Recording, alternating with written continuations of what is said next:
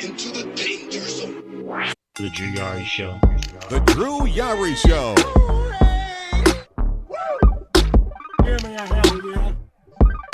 Hell yeah. Stupid idiot. Drew Yari.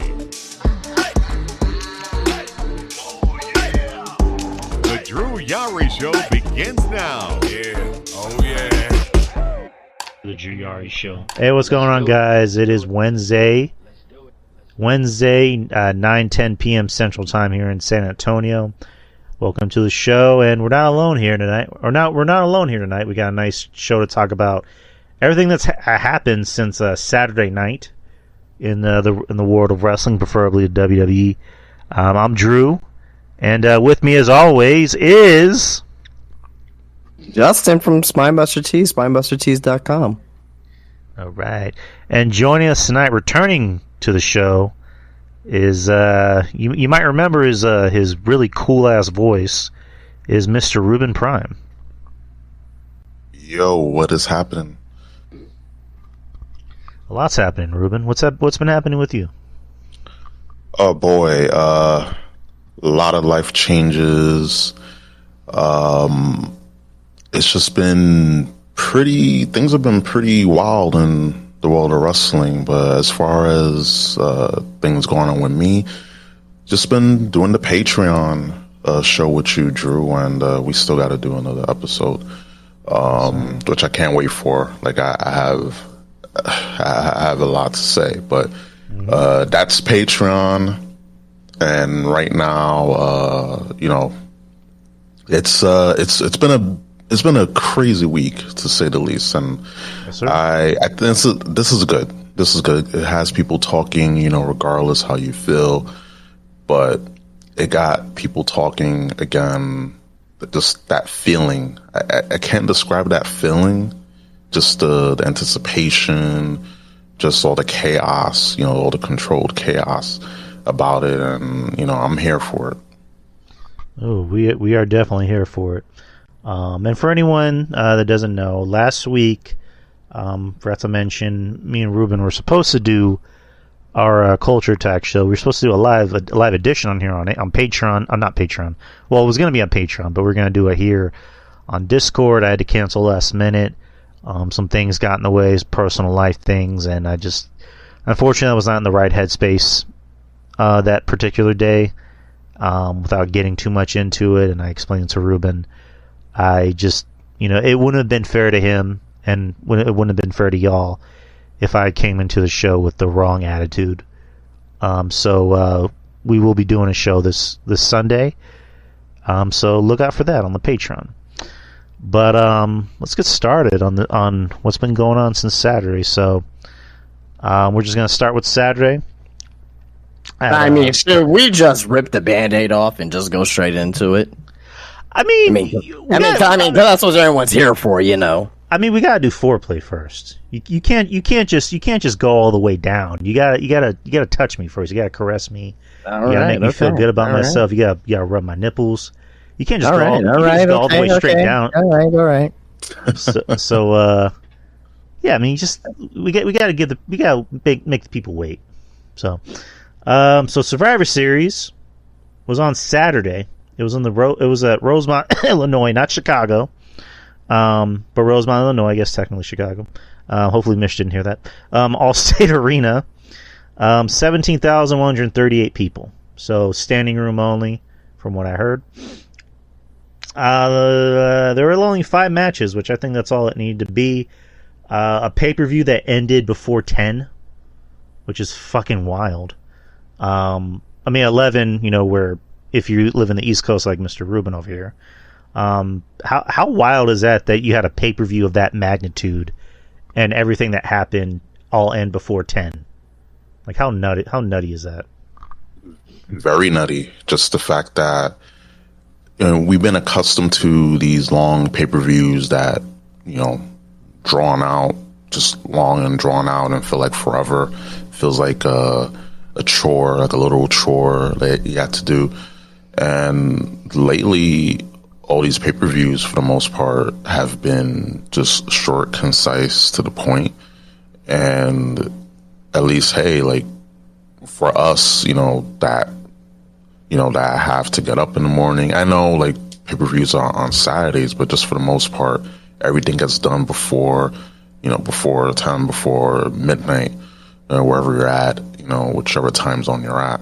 So it's especially for us East Coast folks here, I think that's pretty good. Just the fact that you can get all your shit in, and you can get all your shit in before 11. It's just, I was like, wow.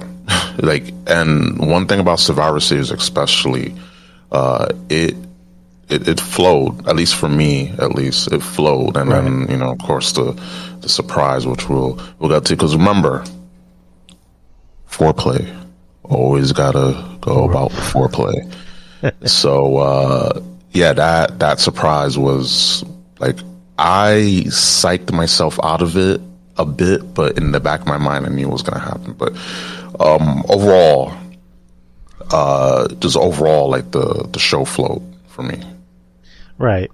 Because I was expecting another match or just anything else, but like, because usually, I don't want to drag things on, but like usually with these shows, they always find a way to drag everything out.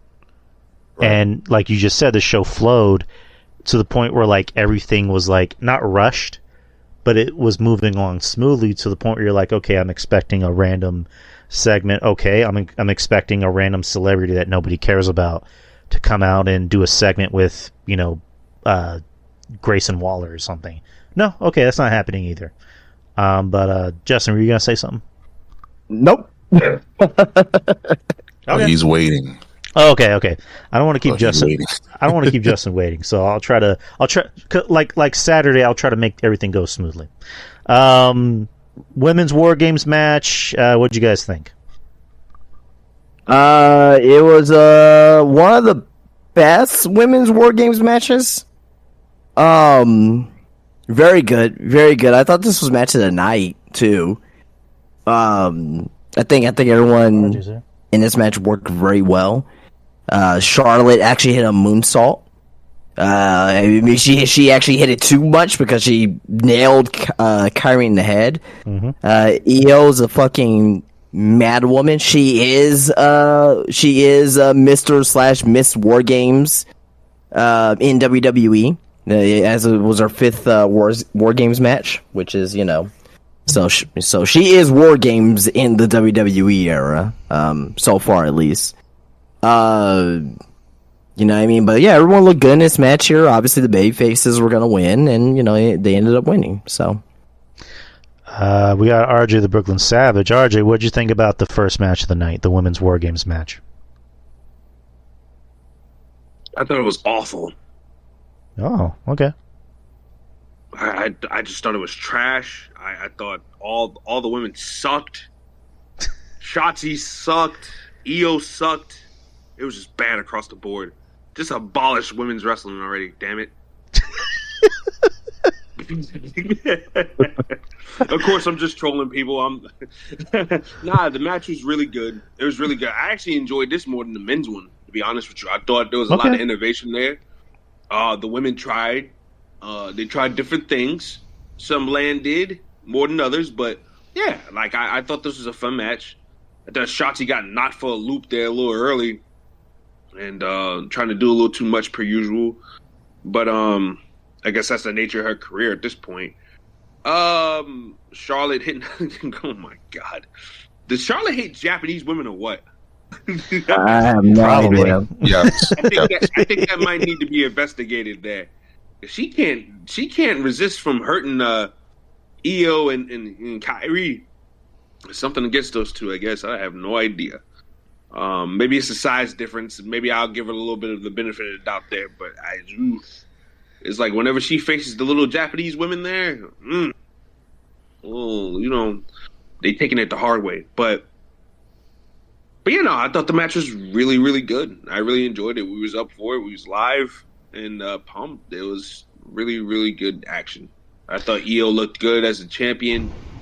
Spotlighted herself, and like Justin said, Miss War Games at this point, and she's done a lot of great work in every War Games match she's been in. So no surprise there. Ruben, thoughts? Well, I enjoyed the women's war game match. Io is insane, but we love her for that. Always a highlight reel, and yeah, I think that of course this furthers the storyline with Damage Control and the eventual the basically what happened to Edge. Like, we're gonna see that, and it will basically have Bailey, turn babyface as a result. And yeah, like the Shotzi getting just her bell rocked was, oof. And Charlotte, she actually hit the moonsault, 80%, but about life. No, she hit 100% on Kyrie. Well, yeah, she executed the move 80% correctly, overall, but she definitely hit Kyrie and EO 100%. But yeah, I saw that. I was like, oof, but Charlotte, I'm sorry, she needs to stop doing the moonsault. It's just she's always missing. I guess because her frame. She's fucking tall, dude. Nobody that tall should be doing a moonsault. Right. She should just stick to the twister, man. The twist and dive she does, because that looks good. That actually looks good when she hits that. Yeah, I agree. She should definitely just stick to that, not the moonsault, since she is taller. So I think it will be obviously safer for her and whoever is taking the move, because we don't need any injuries. But overall, I actually thought that Damage Control was gonna win. They had Bailey just being the MVP, but then towards the end, just taking every finisher. And she's definitely going to get, it's inevitable. It's a matter of when, not if, she's going to get kicked off of Damage Control. But we just have to see. But I enjoyed the match. Overall, I enjoyed the match. It just got the crowd really going. So yeah.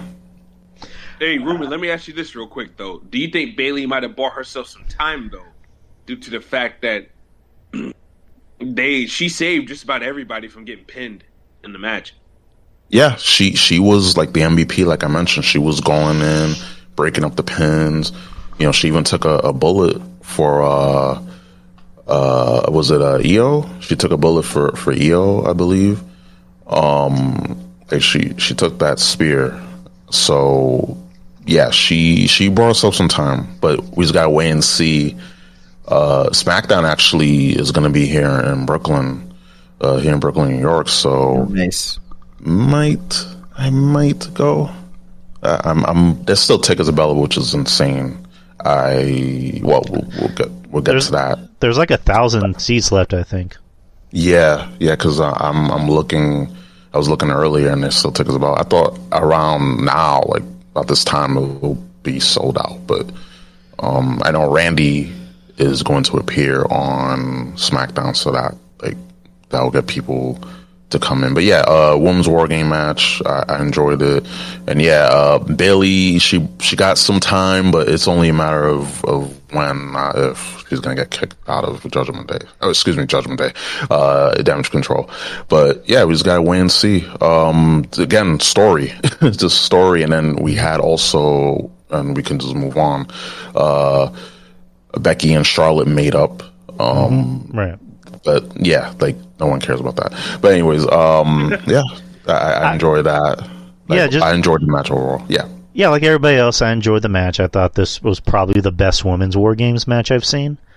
There was definitely some sloppiness to it. As much as I like Shotzi, I think she was. There was a point where she kind of felt out of place in this match. What was that? You said a point?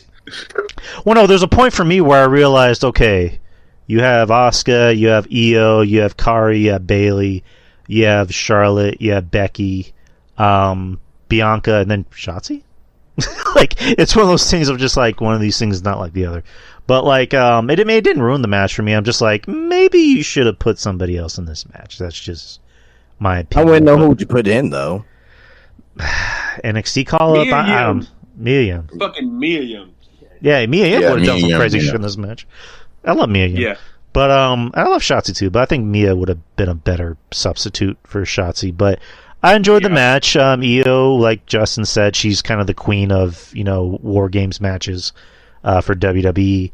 And we still pop anytime she does the garbage can spot off the top of the cage. I heard people actually complain about it. Oh, she's doing it again. It's the second time. We fucking loved it. Like, we were watching in the living room and like we were all popping for it. It's the second time. Just where I remember whenever it was Vengeance here in San Antonio and Big Show suplexed Mark Henry and the ring broke. I was there. And people online were complaining about, oh my god, we've seen this before. It was the second time in WWE history that they did that spot at that time. Like, like what do you mean? Oh, this again? Like, you acting like you see this like once a year or some shit. I know, right? Next is the Intercontinental Championship, Gunther versus The Miz. I thought this was okay. I mean, it was kind of, me and Justin kind of called it on Wednesday. I mean, probably even before that, where it's just like, this is going to be, people going, oh, The Miz is actually a good wrestler. And it's like, well, he's always been a good wrestler. Just put him in the ring with the right guy, and then you put him in the ring with fucking Gunther. So, good match. Gunther won, of course. And that's really about it. Thoughts? Anybody? It was a different type of Gunther match, It wasn't your typical hard hitting slugfest war, but it was different. Gunther was forced to have some different type of psychology in this matchup, which was interesting. Even when they announced the match, I'm like, yeah, this is going to be a different type of match for him. But seeing how he would handle it was actually a true test to him to see if he can be a versatile performer and not relying on having the hard-hitting slugfest all the time. Can he be versatile? And he was here. Like, don't get me wrong, he got his shit in, but when it came down to the selling and the shenanigans and stuff like that, he went along with it perfectly. So I thought this was a good test for him to see if he can be an asset just across the board. And I thought he passed with flying colors. And The Miz did a good job of selling his offense and playing the dirty baby face, which he was openly clear about being. So I like that aspect of it as well. I thought this was a good match. Not the best Gunther, IC championship match, but it was definitely a good one. Right. Justin. It was a match, and it was okay. It wasn't great. It wasn't fantastic. Miz, had the little false finish. You knew he wasn't going to win the skull crushing finale there after the little low blow. You knew Gunther was going to win. I mean, it was a very predictable match. In this case, bad predictable because you knew that there was no chance in hell that Miz was going to win the IC championship, like at all. Not to say that the match was bad. I enjoyed the match. I thought the match was entertaining or whatnot, but this didn't do anything for me as far as like, oh man, like this, oh my god, like I cannot wait to rewatch this match. It wasn't that good match, fine match, but nothing special. Rube, thoughts? Yeah, I no issues with the match overall. Like, it was predictable, but just the fact that Gunther was able to wrestle a different style, I think that was a good thing. It really helped prove that Gunther is able to, have more of he has an arsenal and is obviously more wrestling arsenal, but just not always having the hard hitting matches because we know he can have those good matches, like those hard hitting matches, with Sheamus, with Drew McIntyre. So I think it's a change of pace. Of course, we knew Miz wasn't going to win. There were people that wanted Miz to win. I'm like, are you on crack? Okay. Are you on crack? I'm going to say that. Probably. Listen, guys, crack is whack. Don't do drugs. Yeah, you tell yourself that. It's the best thing that man made. Keep telling yourself that, baby. You don't know what you're missing. 6 neck scratches a night. Yeah. I mean, I'd rather have what TK is snorting. That's all I'm gonna say. I want that stuff. Like that stuff is. Whew, it'll definitely. I mean, I have hair on my chest already. Like I have like a whole bear skin, bear fur on my chest after I have what Tony Khan snorts. But regardless, I eventually Gunther is going to win, the world title in 2024. Like it's gonna happen. So this is just one stop towards that. Like that's the end goal. But yeah, I enjoyed the match, no problem. But yeah, that's my thoughts. Next is you had Santos Escobar versus Dragon Lee.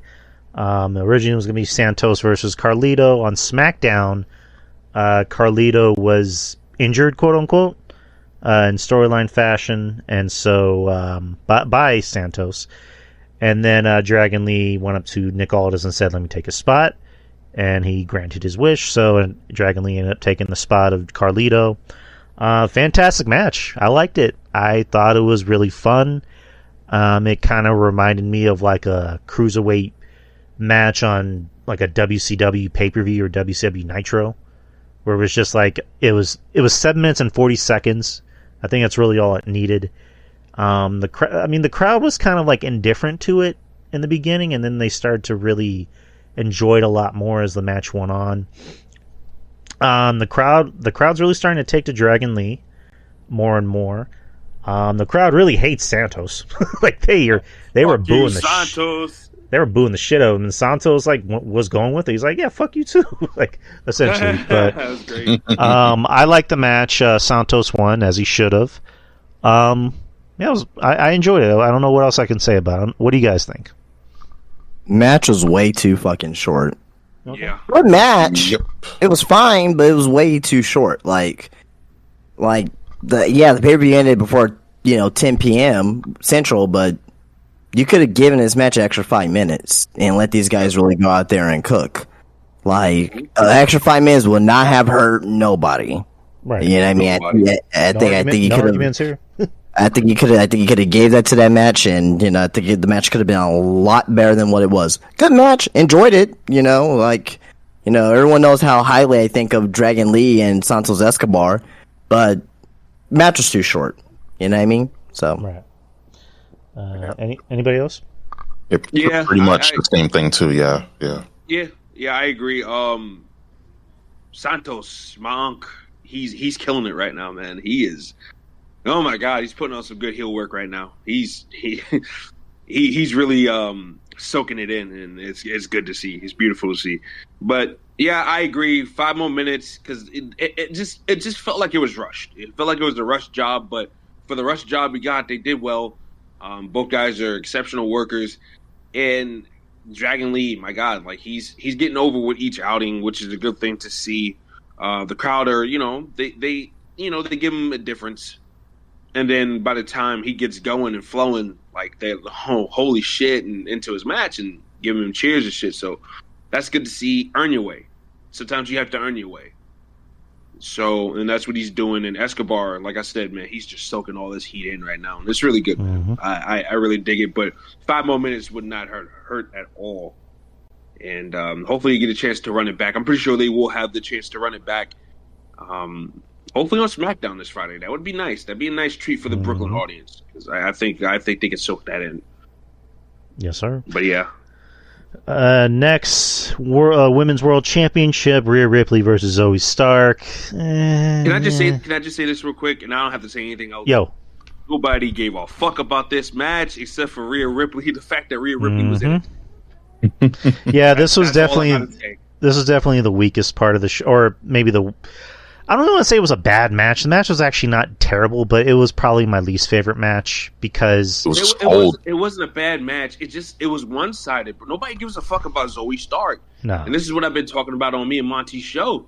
Is that Triple H he's got this obsession with women, female wrestlers. With how Kevin Castle said, all these female wrestlers wearing MC jackets to the ring, and that's a gimmick, and that's who they are, and blah blah blah blah. That ain't gonna cut it. That's not gonna cut it.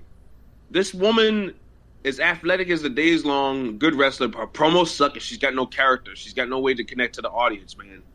A springboard frog splash, ooh, whoop-de-doo, so what? Other people do that on the roster. Like, do something that's going to stand out. You want to know why Rhea Ripley's over? Because she's doing things to stand out. Even if it's fake, even if we believe that Rhea Ripley's not really this big gothic chick in real life, Rhea Ripley looks different than everybody else. And looks like a star. It acts like a star. And very interactive and very creative online and shit like that. And cause a stir and gets people to talk about her. Zoe Stark ain't doing that. Some of these other women ain't doing that. So they got a big problem, man. Rhea Ripley, and once you get past that, they got a big problem on that fucking Raw women's division. I'm going to just say that. And I've been saying that for the longest, but watching this match reassured my statement. Right. Yeah, this just again, I love Zoe, but she doesn't do it for a lot of people. The match, like I said, the match itself wasn't that bad. It's just like RJ said, very one-sided, and Rhea was the only one getting any kind of attention, and as she should. But yeah, there is a big problem with the women's division in WWE. The opposite of the NXT. What's on Raw? More so on Raw. The opposite of the NXT women's division, but that's another story for another day. But like, anybody have any other thoughts before we get to the main event? No, like you guys basically said it perfectly. No one gave a shit about this match.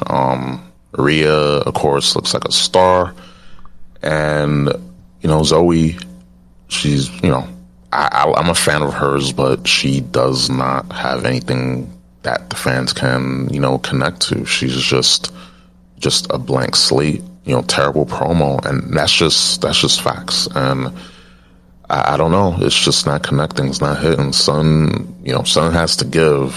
But again, no one really gave a fuck about this match.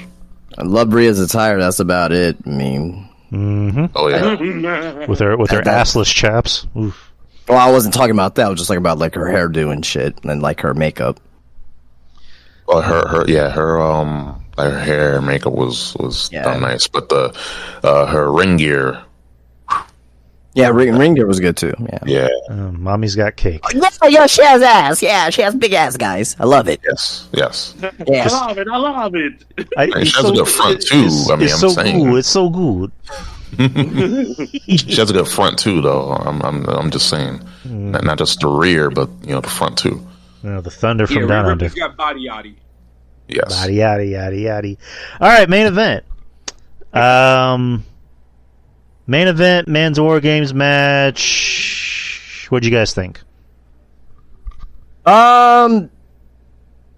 It had heat. It had intensity. But to me though, like out all the men's War Games matches, this one was the worst one that they done in WWE. It wasn't bad. It wasn't like terrible. Like, oh my god, like can this hurry up already? But they didn't really there was nothing really risky here that they did. Corey Rose didn't try to go up there and do an insane moonsault, you know what I mean? I get it, you gotta be safe. WrestleMania season's coming up, I get it, I understand it, but you got a ton of professionals in there that you could be safe with. But the one thing I did like through this entire show is the story about Randy Orton. It was really the story about Randy Orton. Oh, is he gonna be there? Is he not gonna be there?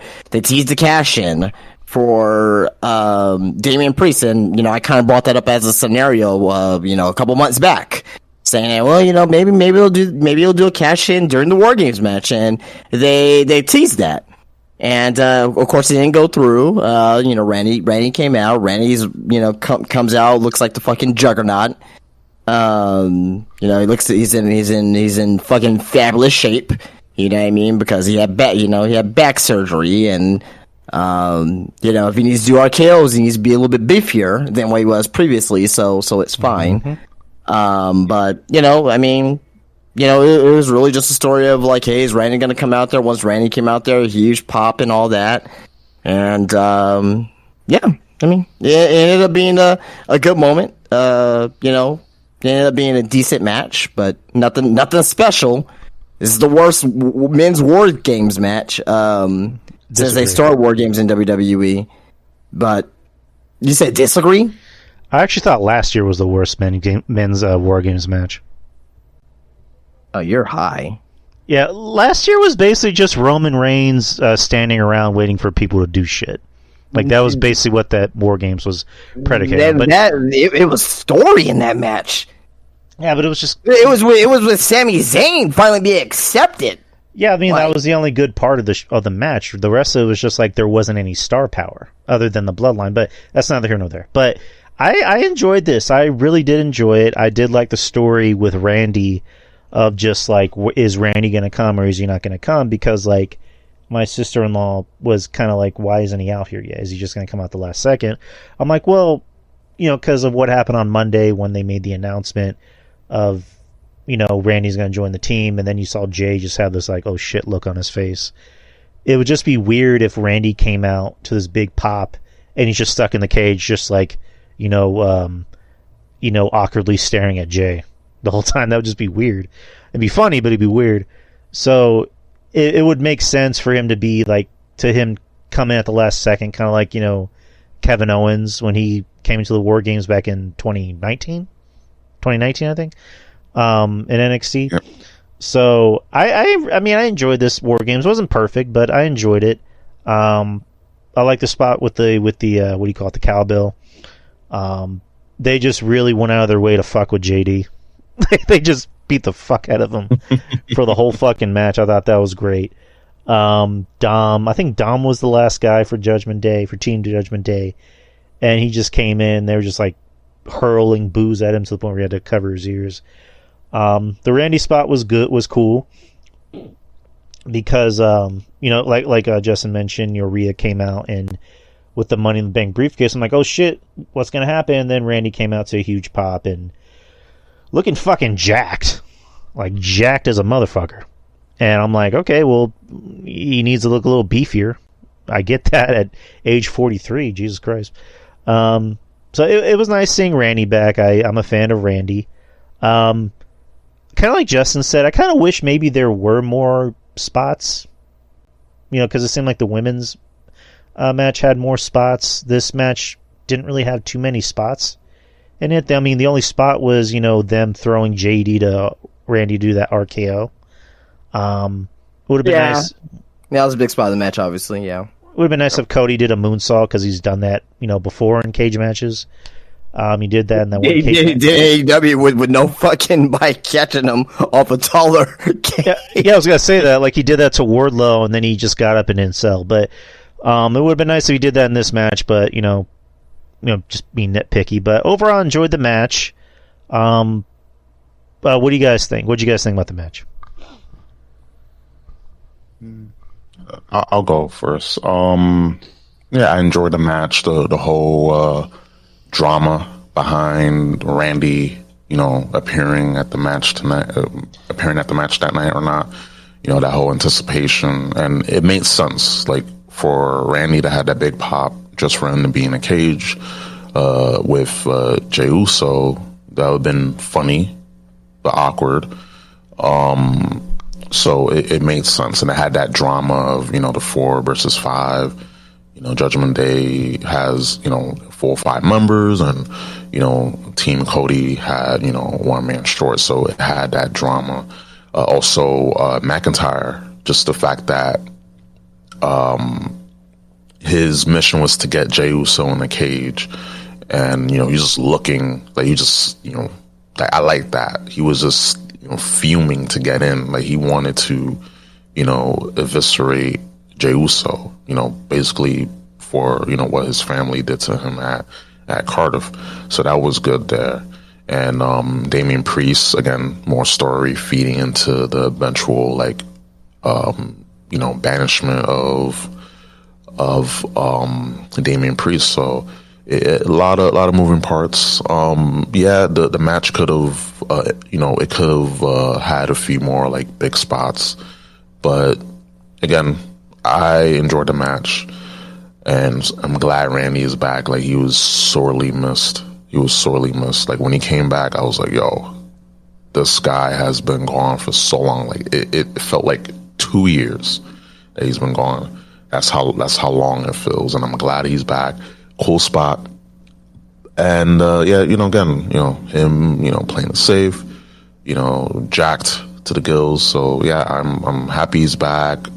The Bay Faces won, as they should. And yeah, that's what I thought about the match overall.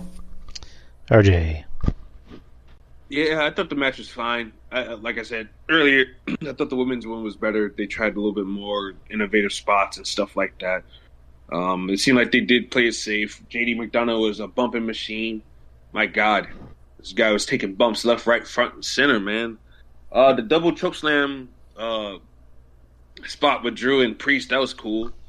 But yeah, I mean, it was a tame War Games match.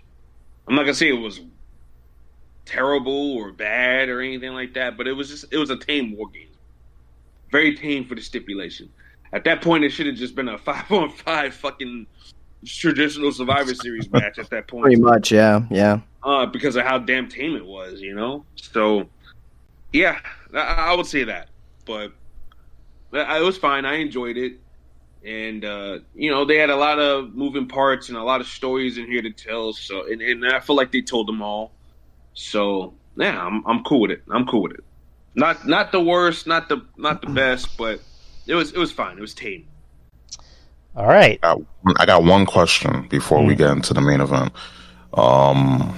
You think that the War Games match would have benefited if LA Knight and, on the babyface side and Jimmy Uso and Solo would have been, in the match? Like you. Absolutely. Yes. And I question that too. I was like, when they made his War Games match, I'm like, to me it's a failure, because how do you not have some of the bloodline involved in this match? Reason being because Rhea was making deals with Paul Heyman during this whole build up to War Games. Yep. And the fact that you don't even have LA Knight, who is right now, now he's, a peg below, now he's below CM Punk. As far as top babyface, but the fact that you don't have him on the show is downright inexcusable. There's no excuse for that whatsoever. About practice, if you ask me. It's beyond stupid that he wasn't on this pay-per-view. Not even like a little cameo. Something. You had R-Truth, which is fantastic, by the way. I love that. R-Truth. You could just have LA Knight appear backstage, say something, and just eat some fucking Ruffles like everybody else is doing. Like just be like Ruffles cheese flavor, yeah. Like just have him do that. It was one of the biggest booking errors of WWE this year. They haven't had many, but that's definitely a head scratcher. Yeah, they should just made a match. They should have just booked it. LA Knight versus Solo. Just do that. I mean, they didn't even have to book a match. They could have just have LA Knight just have LA Knight come out and just say yeah for like 5 minutes straight. I wouldn't want that, but like just. I even something. I even put that on Twitter. I'm like, they need to find a way to put LA Knight in the show, even if you just have him come out and just say yeah for like 5 minutes straight. And I got so many likes and retweets and people commenting saying, yeah, I mean, you're right, actually. I enjoyed the show from top to bottom, and we're about to get to the aftermath. It's just like, how do you not have LA Knight in the show? It's stupid. But stupid. All right, so something happened after the show. What happened? I don't know. I'm not sure if you guys are familiar with. So. After the match, the baby faces are celebrating. They're happy. Everybody else is happy. We're happy, but we're waiting for something. And I'm sitting on the couch, and the camera has this beautiful shot of the Titantron. Not the Titantron, but like the big old jumbo screen above the ring. And I see the credits, the little credit logo on the bottom right-hand side of the screen. I'm like, I literally was thinking this in my head before I said it. I just said, so no Punk? And sure enough, like Mussolini, and Kennedy. This man had to get his Jim Cornette fandom out there. Hell yeah. I'm not saying that's what Cornette says. So Hey, I had to see it. CM Punk, Phil Brooks, is back in WWE. He came out. He is back in the WWE arena on television since January of 2014. Coming out looking better, looking a lot healthier. It looks like he's been in the gym, obviously, with bigger arms. He looks a little younger, actually. Looking happy. Everybody else is happy. The whole place is going nuts. I was happy. I was happy to see CM Punk back. I know me and Justin on Wednesday, we had kind of agreed that it was too obvious and maybe you shouldn't have Punk come out, even though it almost seems blasphemous, but like we were just like, yeah, it seems too obvious. I don't know if you just want to force him in. But they did, and it was awesome. We all loved it. We're all happy to see Punk back. I jumped out of my chair and I just went, "Oh, Punk's back!" Like I just yelled that, and that's how the show went off the air. I mean, more stuff happened after it went off the air, but overall, what did you guys think? What was your opinion? How are you feeling as soon as you heard that riff? That like, what'd you think? So I went on record saying that I did not want Punk to return at the here. Not because I didn't want Punk to return. I was like, well, it's a little too obvious. It'll take a little steam away from Randy Orton, right, and his return and all that there. Which at the end of the day, it still did, kind of a little bit, because that's what everyone's talking about. But at the end of the day, it's the right decision. It is the right decision that WWE did. Now, the way that WWE covered this up and did everything was monumental, marvelous. And you have reports out there saying that CM Punk and WWE, they're not in talks as of today. This and the other. He's not slated to come in to Survivor Series. There's no real interest on WWE side. And I immediately, and Drew, you can contest this, I immediately called bullshit on that. Mm-hmm. I said that the only people that are going to know about this deal and that Punk's going to return is Triple H, Ari Emanuel, Nick Khan, and Vince McMahon. Apparently, only half of them knew. It was only Triple H and fucking Nick Khan that knew about this. So at the end of the day, guys, go. Like, you can go with the dirt sheets, listen to dirt sheets, and find whatever, and you can formulate your own opinion. But just don't take what they say as gospel at the end of the day, because these guys ain't gonna fucking know. These guys ain't gonna fucking know at the end of the day. So 100% for sure. You know what I mean? Because if they're not feeding us the information, we're not gonna fucking know shit. And guess what, Justin? What? They're not gonna tell him either. You think Nick Khan is gonna go on record saying, "Oh yeah, we're bringing Phil back. We're bringing Phil back." Yeah. No, yeah. Nobody like that. No, nobody like that. Like maybe an MJF. Yeah, maybe you'll tell a person or two or whatnot. But I also got this from PW Insider, and this stated that there was thought putting Punk into coming back to WWE until the Royal Rumble, or return at the Royal Rumble. But the feeling is that the longer they waited to unveil Punk, the more likely word would spread within WWE about the plans, leading to a far more likely chance of those plans leaking. So if that's the case, then of course they made the right decision at the end of the day.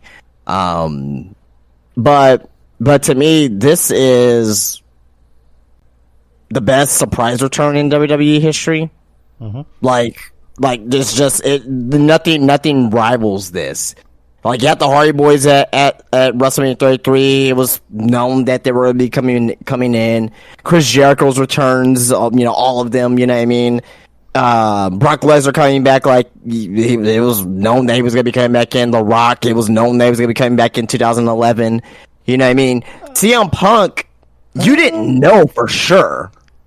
You kind of had a idea that on when he may be coming back, but all the dirt sheets had those other returns like planned out. Like, hey, expect these guys to return around this time. Hardy Boy's back at WrestleMania 33. Expect The Rock to be the host of WrestleMania 27. Expect Brock Lesnar to come in after the night after WrestleMania 28. I remember the Rock one. I don't remember hearing about anyone saying he was going to come back at that time. Yeah, you don't remember there was rumors out there, and it was confirmed with Meltzer saying that The Rock was going to be back to host WrestleMania for WrestleMania 27. They also, I don't know if you remember that Justin Bieber was going to. Yeah, I remember even The Rock talked about that, but like, I remember that swerve where like they had the vignette of you saw a car pull up and you just saw a woman's like high heels walking to the room. I'm like, oh, who the fuck is that? But anyway, it was well known that The Rock was gonna be back. They were just trying to. It was well known, you know. At the time, it was really only like a couple people that you know.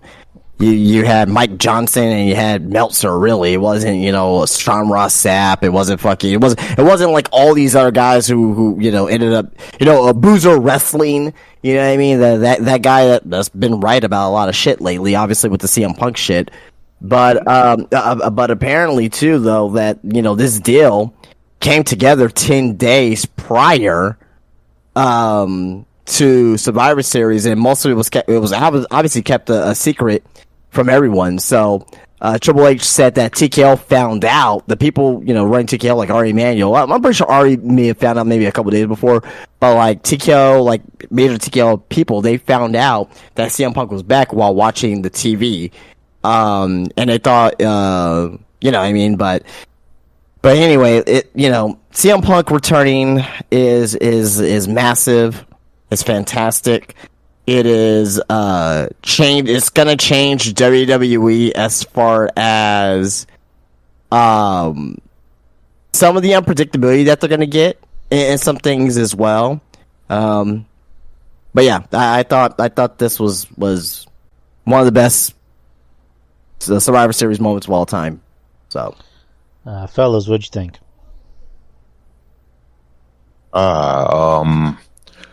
I was shocked, but in a good way. I'm glad CM Punk is back in WWE. It still feels surreal, like it feels like a few day long fever dream. And it didn't look right. Like him on WWE, it just didn't look like, it didn't look real. Yeah, like I had to ask myself, like, am I literally seeing this right now? Yeah, like I had to go on Twitter, like as soon as Punk came out, and he was by the stage, I went to Twitter to see, okay, like, is this real? Let me see, because just something. Usually, the saying, like, seeing is believing, but in this case, like, it was just so surreal, like literally like a out of body experience, like.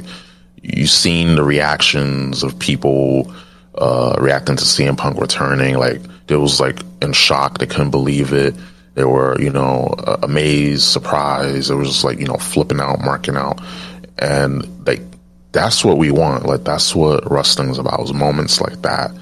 And just the fact that this was a surprise. And I rather, there were a lot of people saying, and I get it. I understand having Punk debut at the Rumble, but between Saturday and January, the end of January, that's a long time, and things do leak no matter what. Like, leaks eventually do come out, and one way or another. So the fact that they had this set up the way that they did, and with Cloak and Dagger, I think it was a good choice, because we got the most viral moment in Survivor Series history, and it has people talking. Still has people talking, and of course, because I'm a enjoyer of chaos, I'm enjoying the meltdown that Twitter was having, and still is. They have not recovered, just because it just proves to me. It just proves to me how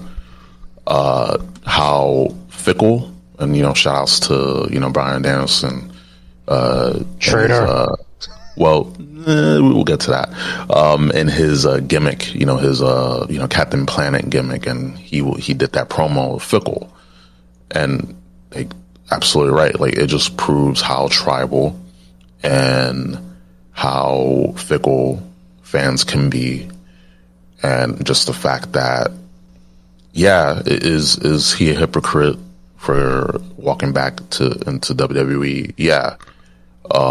Does he care? No. The fact is that this is a business. I've said this on Drew's show ad nauseum, said this on Culture Attack ad nauseum, talked to, my friends about this and ad nauseum. Wrestling at the end of the day, it's a business. There to make money, not to make friends, not to be kumbaya, braid each other's, armpit hair, whatever. You're there to make money. If you're not there to make money, what are you doing? And yes, you have to work with people you don't necessarily like, but that's just the nature of the beast. Because in life, you're not going to pick and choose who you want to work with. And I think that proves how just the definition. If there was a photo of fumbling the ball, it will be what we saw Saturday night. It will be the Young Bucks doing the victory lap in front of an empty arena on Collision, like half empty, I should say. To me, that's just the definition of fumbling the bag. And I can go on because I can, but it's not just me on here. But it just goes to show how fickle the fans are, how tribal they are. It shows the inept nature of TK. He's not a leader. He has all these hats. He's the man in charge. He's the head honcho. He's the snowman. But he doesn't take accountability. And sure, Punk being fired from AEW, yeah, I agree. He should have been fired. He should have been fired, absolutely, 100%. But he's not. But there was people out there saying that he shouldn't have been fired at the end of the day. Yeah. Like to me, it was like, you can't do that shit twice and get away with it, and right. You know what I mean? But at the end of the day, though, people gotta think about it like this: AEW changed wrestling. They did. They changed wrestling because if there was no AEW around, then CM Punk wouldn't have the itch to come back to wrestling. Then without that, CM Punk, would have never came back to wrestling, which means he would never came back to WWE. We want to have that moment that we had this past Saturday, and I definitely agree that I'll let you go on, but I am very critical of AEW, and the reason why I am is because it's just they had something there. It's still salvageable.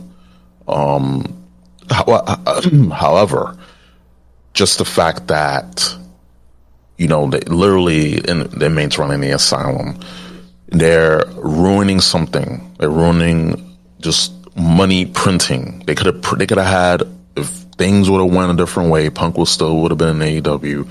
Punk could have had his third match with MJF. He could have had a match with Danielson. He could have had a match with Ospreay. Could have had a match with Omega. You could have had the sixth man between FT, CM Punk, and the Elite. But no, because the many facets, and especially the Bucks, Tony Khan didn't put his foot down way back before, Brawl Out, but way back with Hangman, that situation. He didn't put his foot down then. Because this all has an origin.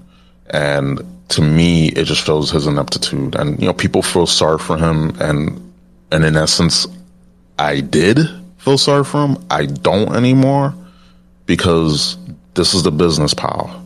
Like, this isn't kindergarten. Like, this is business. You're going to be dealing with sharks. You're going to be dealing with just insane personalities. You're not just going to be dealing with, your buddies.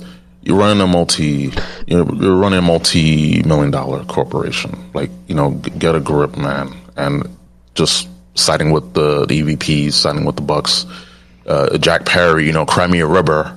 is real glass. Like and I'll say this, Jack Perry, thank you so much because of your insatiable need to want to use real glass in a spot and potentially, injure yourself. You allow CM Punk to get fired on purpose so he can come back to WWE, give the wrestling fans, the wrestling world, the moment of the year, like the moment of the year. Like, yeah, you can't top that. So Jack Perry, on behalf of the experience, thank you. Thank you. You prick. Thank you, you prick. I'm finished. I'm finished. But I will say this, just kind of hanging on to CM Punk leaving WWE, not WWE, but AEW. Apparently, Bryan Danielson headed up the disciplinary committee that ultimately decided to terminate CM Punk. I have that right here. Before we get to that, RJ, that came from SRS. So right before we get to that, RJ, any thoughts on Punk returning? I said, God damn it! Why the fuck do we bring him back? Nah, I was a good surprise. Good to see him.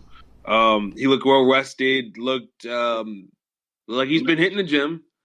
So he's been preparing for this moment. It feels like for a long time, despite all the reports saying that the deal and everything came together that day and shit like that. So, or that week, whatever the fuck. But yeah, no, it's good to see CM Punk back in WWE again. Let's see how this shit goes. That's all I'm gonna say. He better be on his best behavior because look, all Triple H can do is offer the chance. All CM Punk has to do now is do right by it. So nobody can complain if CM Punk starts showing his ass again and he gets fired. Well, apparently, it hasn't been confirmed, but apparently he has a what was it? It said they had like a behavior clause. Yeah, behavior clause. Yeah, behavior clause. It hasn't been confirmed yet, but apparently that may be something that may be in his contract. I guess we can kind of skip ahead. We can kind of skip ahead to other news. So if he misbehaves like a child, you're fired. I think what it is that what's the context of it, right? If it's like a disagreement, like you're fired because you disagreed to do this, nothing like that. I think it's like something that escalates to what happened in AEW. You know what I mean? It doesn't even have to get to that point where he's like choking people out, but like even like getting physical or like pushing somebody backstage or So man, those guys in WWE will fuck CM Punk up, bro. They'll be more professional. Well, I mean, not everyone, not every single person, because he did fight in the UFC, and other guys have not. So, a friend of the show, Rob from Wrestling Court, he was like, "Yeah, just wait till he chokes out Dom for not kowtowing to him." And I just went, "Yeah, that little delinquent deserves it." But no, just like the atmosphere backstage, like RJ said, there's probably tougher guys in WWE than there are in AEW. But I also think it's more professional. You know what I mean? Because like I can just imagine CM Punk having like PTSD, and if he's trying to give advice to like Grayson Waller's like, "Yeah, sure, we'll do that," and just Punk would be like, "Well, fuck you, you little shit. Wait, what? You're agreeing with me? You're willing to take advice?" But you listen to veterans around here? Holy shit! Everybody's professional, and nobody thinks that they're the best wrestler, and they don't have to listen to veterans. What the fuck? But where have you been all my life? But according to PW Insider, Punk was apparently happy to be there backstage, and he was very friendly, chatting with talents before the show, coming across as friendly and happy to be there. Those who were skeptical of Punk's return were said to feel better about it after speaking with him, and there were no signs of the miserable Punk that they may have heard of in AEW. Starting off his WWE tenure on the right foot. So, and also, not to jump ahead, but, after the show on Monday, he was actually taking the time to take pictures with people, in the front row to the point where everybody was gone. What were you going to say, RJ? Yeah, no, I was going to bring up that point that you just nailed, so, yeah. I can shut up.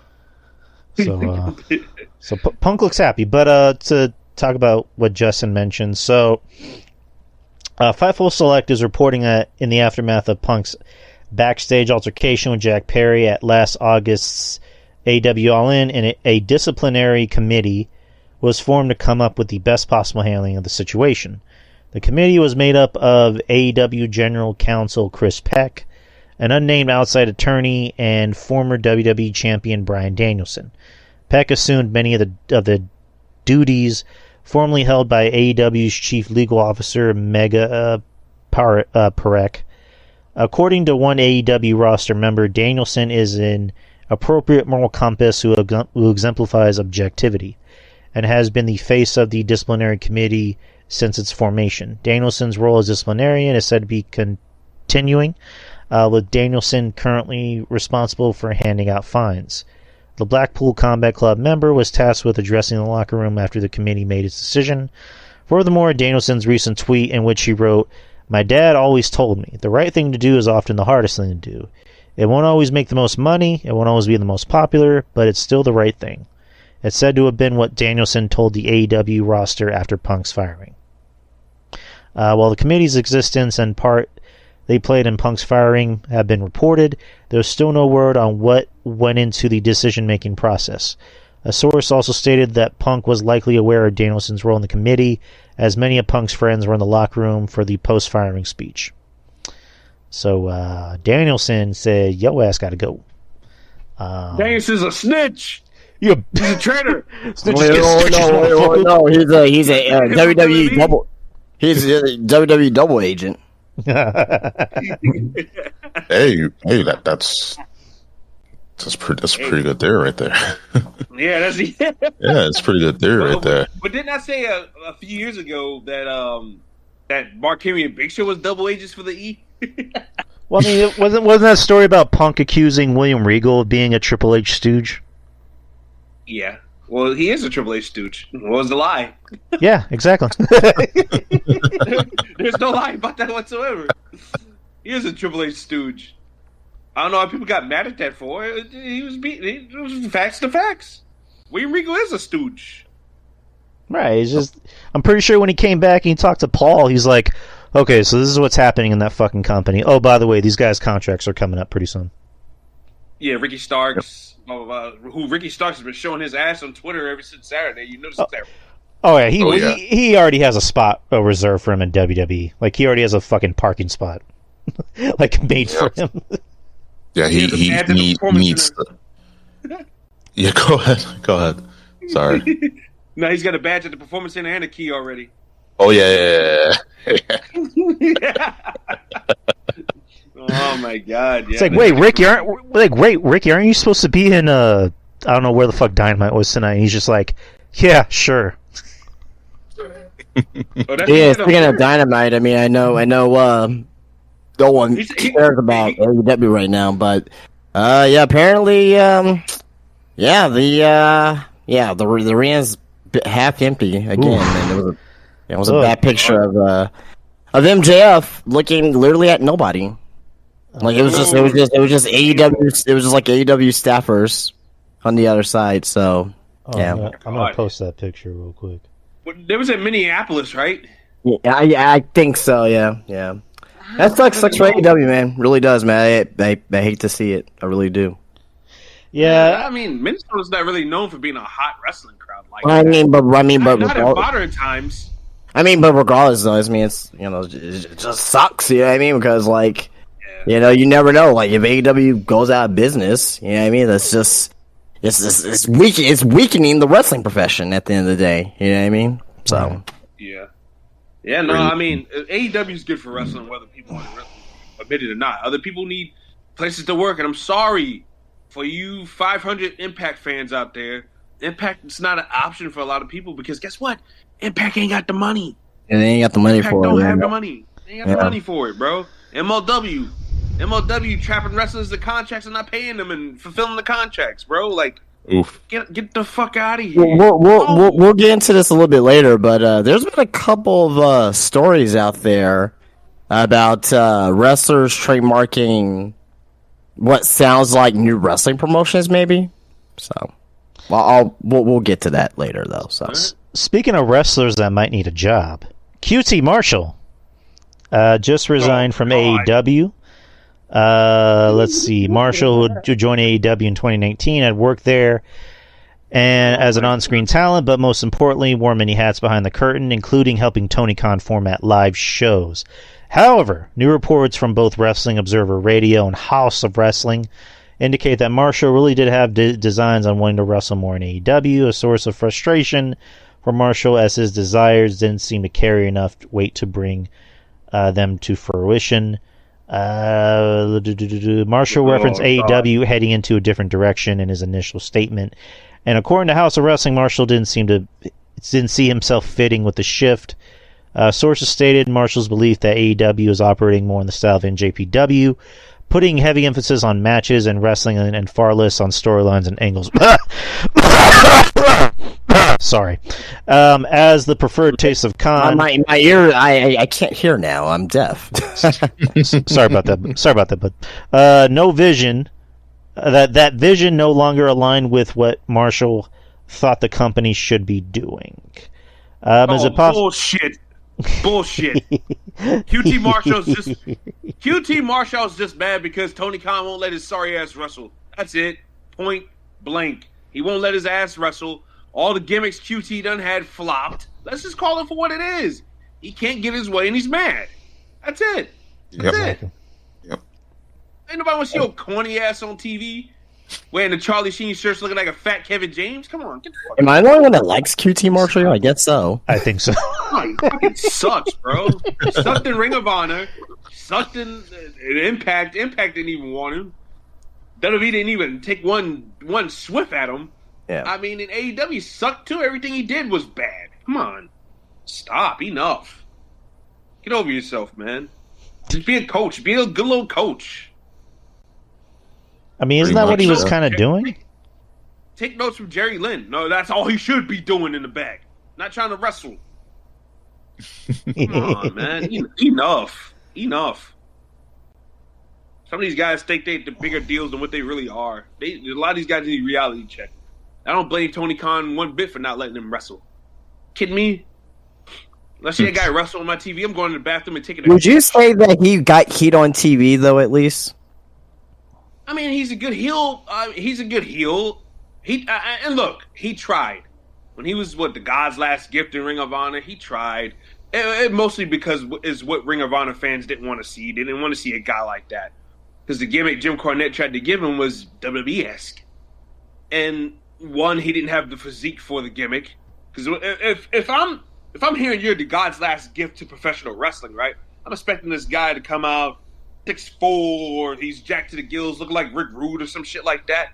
Some fat ass motherfucker when you take the goddamn robe off, he's got a big old beard gut hanging over plain black trunks. Come on, give me a break.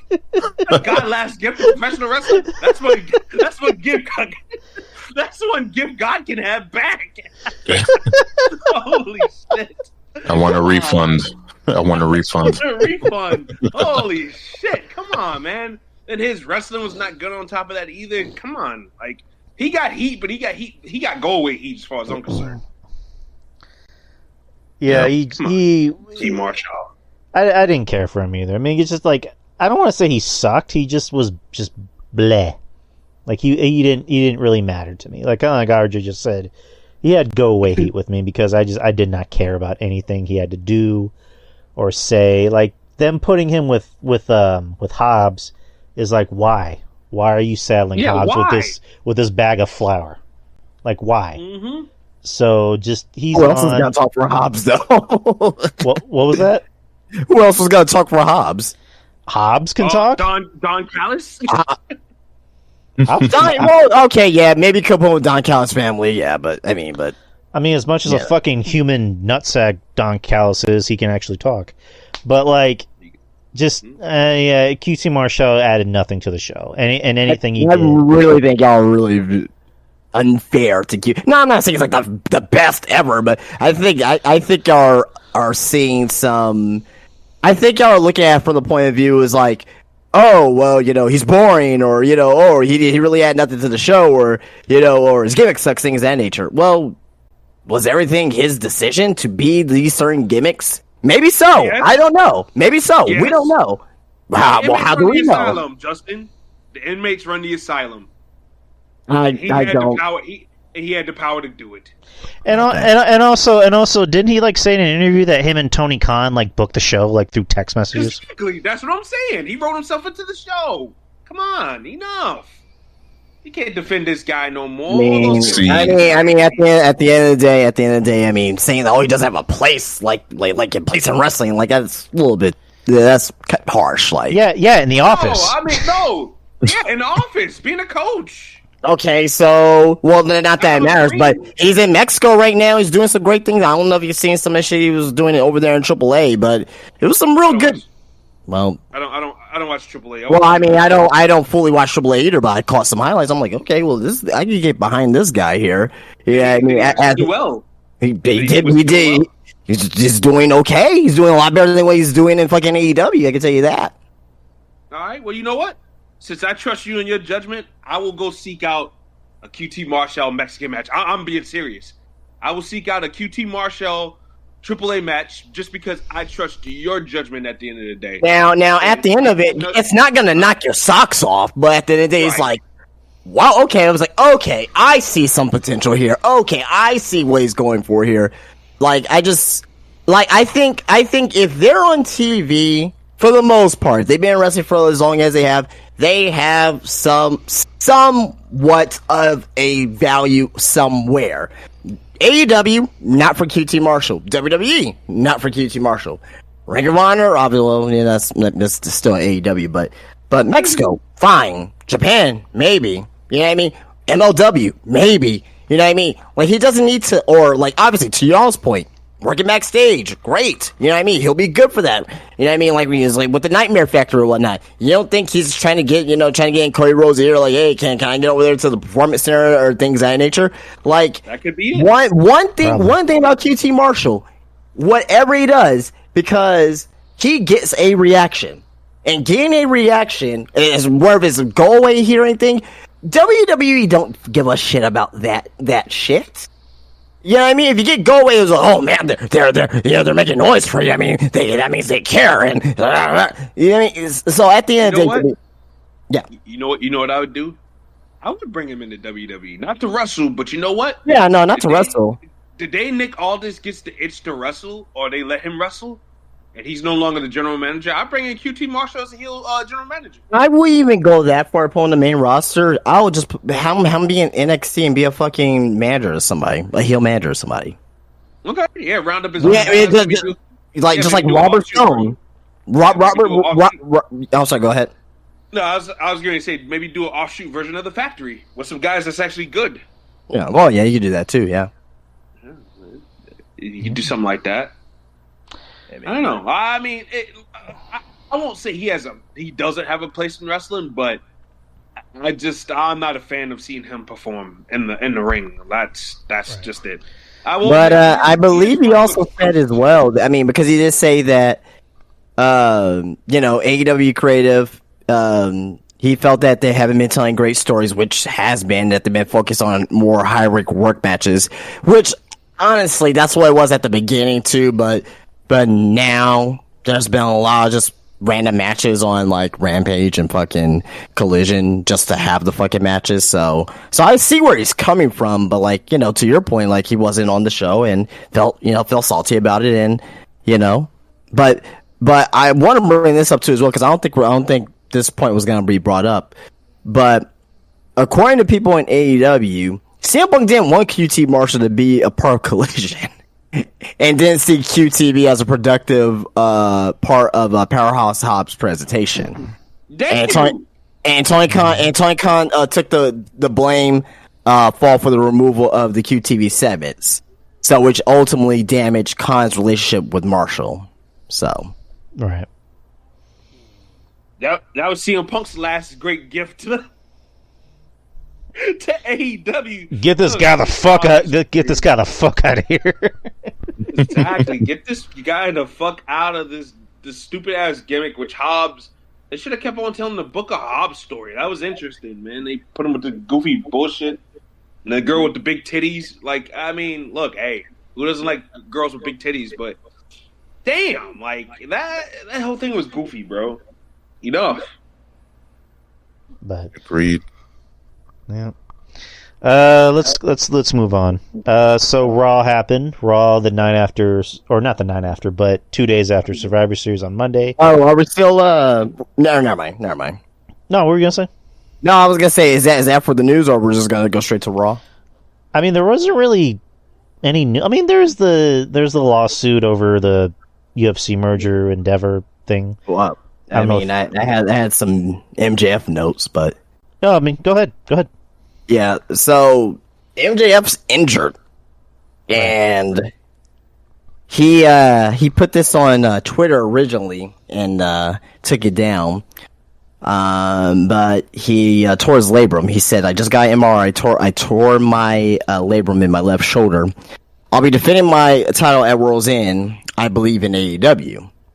And after that, it didn't say the source, but it just says details we could provide according to sources. MJF hurt his hip while performing an elbow drop to the outside and had to have his hip hop back in after the match.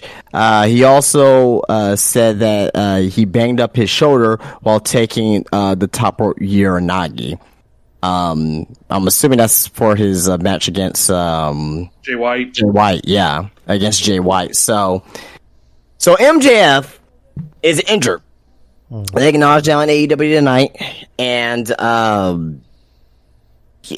he's facing against Samoa Joe at World's End. What are your guys' thoughts about this? Because this ain't good for AEW whatsoever. It seems like AEW has the injury bug, and they cannot escape it whatsoever. It sucks. Well, obviously. how about listening to your veterans and slow it the fuck down a little bit, and stop taking all these risks when you're wrestling every week or in every pay-per-view, man. They gotta I think I get it. I get it, but at the same time as well, if they slow down the pace, they'll be just like WWE, and they'll be no longer the alternative. They'll just be okay. Well, then shorten your damn career. Then be on the injury reserve list. Rob fans the chance to see you. Then, dang. I mean, no. I'm just saying because that I agree, because I mentioned that last year. And I don't know if you guys remember saying that, you know, if MJF or whoever comes over, they're gonna need to, they're not gonna be used to working, you know, 3-4 times a week, because of when in AEW they only work 1 time a week, maybe 2 times a week if it's a pay-per-view. So, in an instance, they're gonna have to change their style. But at the end of it all, I just think that yes, it has to do with the style too, but also on top of that, it's just bad luck at the same time that AEW is just getting with all these injuries. You know, Bryan Danielson like 17 times, or he's been injured like 17 times already. MJF. Just you could name all names. Kenny Omega was gone for like a fucking year. You know what I mean? CM Punk, came in, got injured, got injured again, and all this shit. So first of all, what are your thoughts about the MJF injury? Number one. Number two. I know we're way ahead of the pay-per-view, but he's gonna have to drop that title to Samoa Joe at the pay. Like, there's no way that he's gonna get through the rest of this year, like, having this championship. It sucks, because it's fucking MJF. Like, out of everybody that's been leaving that either is already gone or looks like they're about to be gone, MJF is your guy. He's your top guy right now. And now that you're hearing about, a pretty serious injury that he has, it sucks for you. And AEW is just, they're having a lot of bad luck, and possibly losing your world champion, to an injury, your top draw, your top guy is no bueno, obviously. I don't know if I mentioned this whenever we reviewed Full Gear. I thought that the spot, with the elbow drop, onto Jay White outside of the ring, I thought that was stupid. Personally, I thought that was a little unnecessary. And kind of echo what RJ just said, and kind of to what you just said, Justin, where it's just like, it almost seems like a damned if you do, damned if you don't type of thing with WWE and AEW, where like AEW is the alternative, quote unquote. So they do work the indie, modern wrestling style of doing a lot of spots and doing a lot of, fancy looking moves. But, if they try to slow it down and it's just, well, we're just going to be like WWE. Yeah, then it's like, okay, well, why would I want to watch a WWE clone when I can just watch WWE? Like, right, but that's why TNA back in the day, like they did a lot of crazy ass shit too. Fucking Christopher Daniels almost dying, or Kazarian dying, on fucking Triple X and all that shit. So it's like, back then it's like, oh my god, it's cool, it's innovative, but when AEW does it, oh my god, they gotta slow down. So it's like, again, to your point, Drew, damn if you do, damn if you don't. But yeah, it's very bad luck for AEW. Ruben, what do you think about all this? MJF getting hurt, everything else? It's a big blow to AEW because MJF, he's one of the last Mohicans, and he's the guy there, and the fact that he's injured, it's a rough blow, and he will have to drop the title to Samoa Joe. I hope he drops it then and doesn't have to vacate it, because they already have the Continental Classic going on, and it seems like every time someone gets injured, they vacate the title and then they do a tournament. And it's like, enough with the tournaments. If you're gonna have a tournament, let it mean something. But regardless of the fact, in this case, you got to turn a good, a bad situation into, a good situation. Take something bad, turn it good. But then it goes to what, you guys are saying. And I agree with, RJ that just the style, it's designed to shorten careers. It's designed, you get the wow factor, you get the oh my god, the holy shit moment.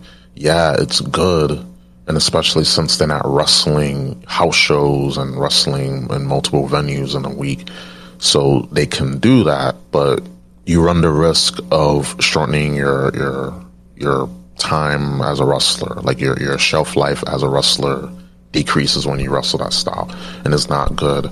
And I saw the match with MJF and Jay White, and it's just did not need to be that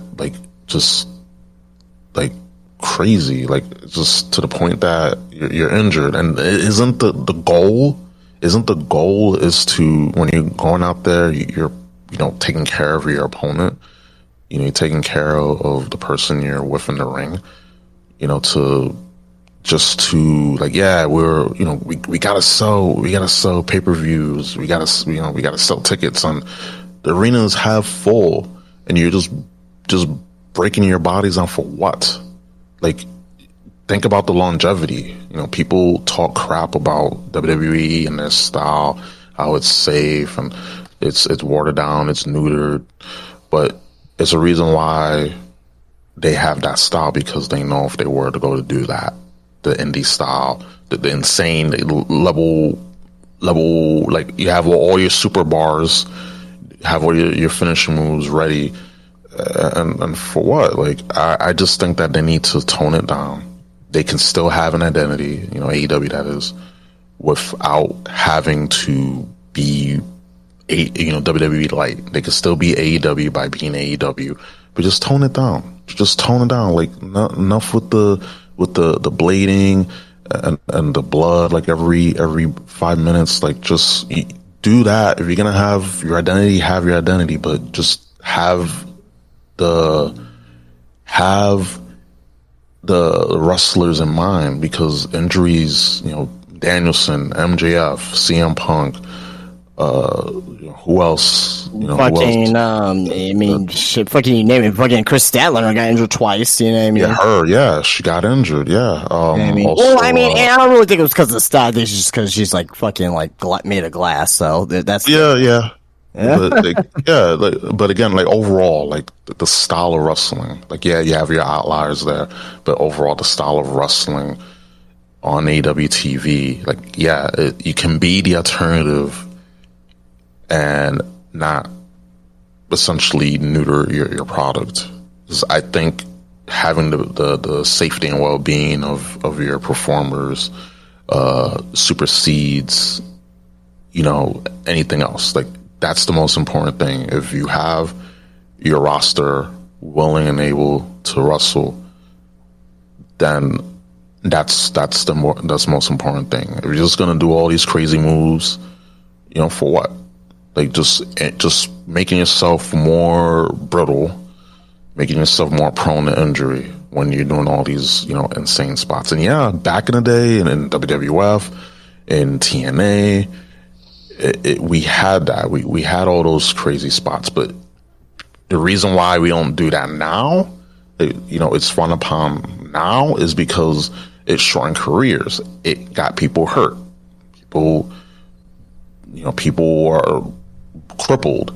People are having more difficult time just living because it's just the style. So I think I'll counteract that here real quick. Just saying by obviously we care about these wrestlers, right? You know what I mean? Like, we care about them as human beings. At least I think we are. But at the end of the day, if that's what they want to do, and that's why would they actually give a fuck about our opinion if that's what they want to do at that point in time? You know what I mean? It's kind of like saying you had a heart attack already. You should stop eating fried foods. Well, you know what? I'm gonna eat this fried. I'm gonna go to fucking Popeyes. And at that point, it's like, okay, well, there's nothing I can fucking do for you at that point. You know what I mean? Well, true. I mean, two things. Again, people are in control of what they want to do, and if these wrestlers, they want to go out, just bust their ass, do all these spots, cool. Like, I have no problem with that. You do you, but that means that I'm just not gonna watch. Like, if that's gonna continue to be the thing, you're gonna have wrestlers be on the shelf. They basically come get on the shelf, get off the shelf. Then all right, this is an issue. Because then plans get derailed, because if you have plans for someone that's 12, 14, 16, 18 months down the line, and they keep getting injured, right, then that robs the fans out of seeing them live, seeing them win titles, seeing them have matches, stories because of the injuries. Yep, and true. And that's the main thing. So if they want to do that, you do that. You go ahead, you do you. But I ain't gonna watch. And that means less eyeballs. I mean, not just me. I'm just one viewer. But if more people have that same sentiment, then you're going to see ratings decrease. You're going to see ticket sales decrease, merch sales decrease. So they have to have that in mind. Again, you can be the alternative, but also have the safety and well-being in mind. And hey, maybe some people like it. Some people enjoy it. That's all good. More power to you. But just and they know the risk. If they know the risk, that's all fine and dandy, but you are going to lose some people. And you got to be comfortable with that. That's basically all I can say. All right. Go ahead. Oh, no, I got a couple more news stories here, and we'll be able to move on. Let me see here.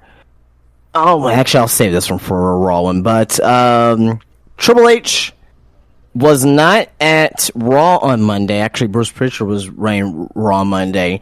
And apparently, Nick Khan and Triple H was in Los Angeles over the last several days working on securing the media rights deal for WWE Raw. And that was coming from PW Insider. So there are several suitors currently at this juncture.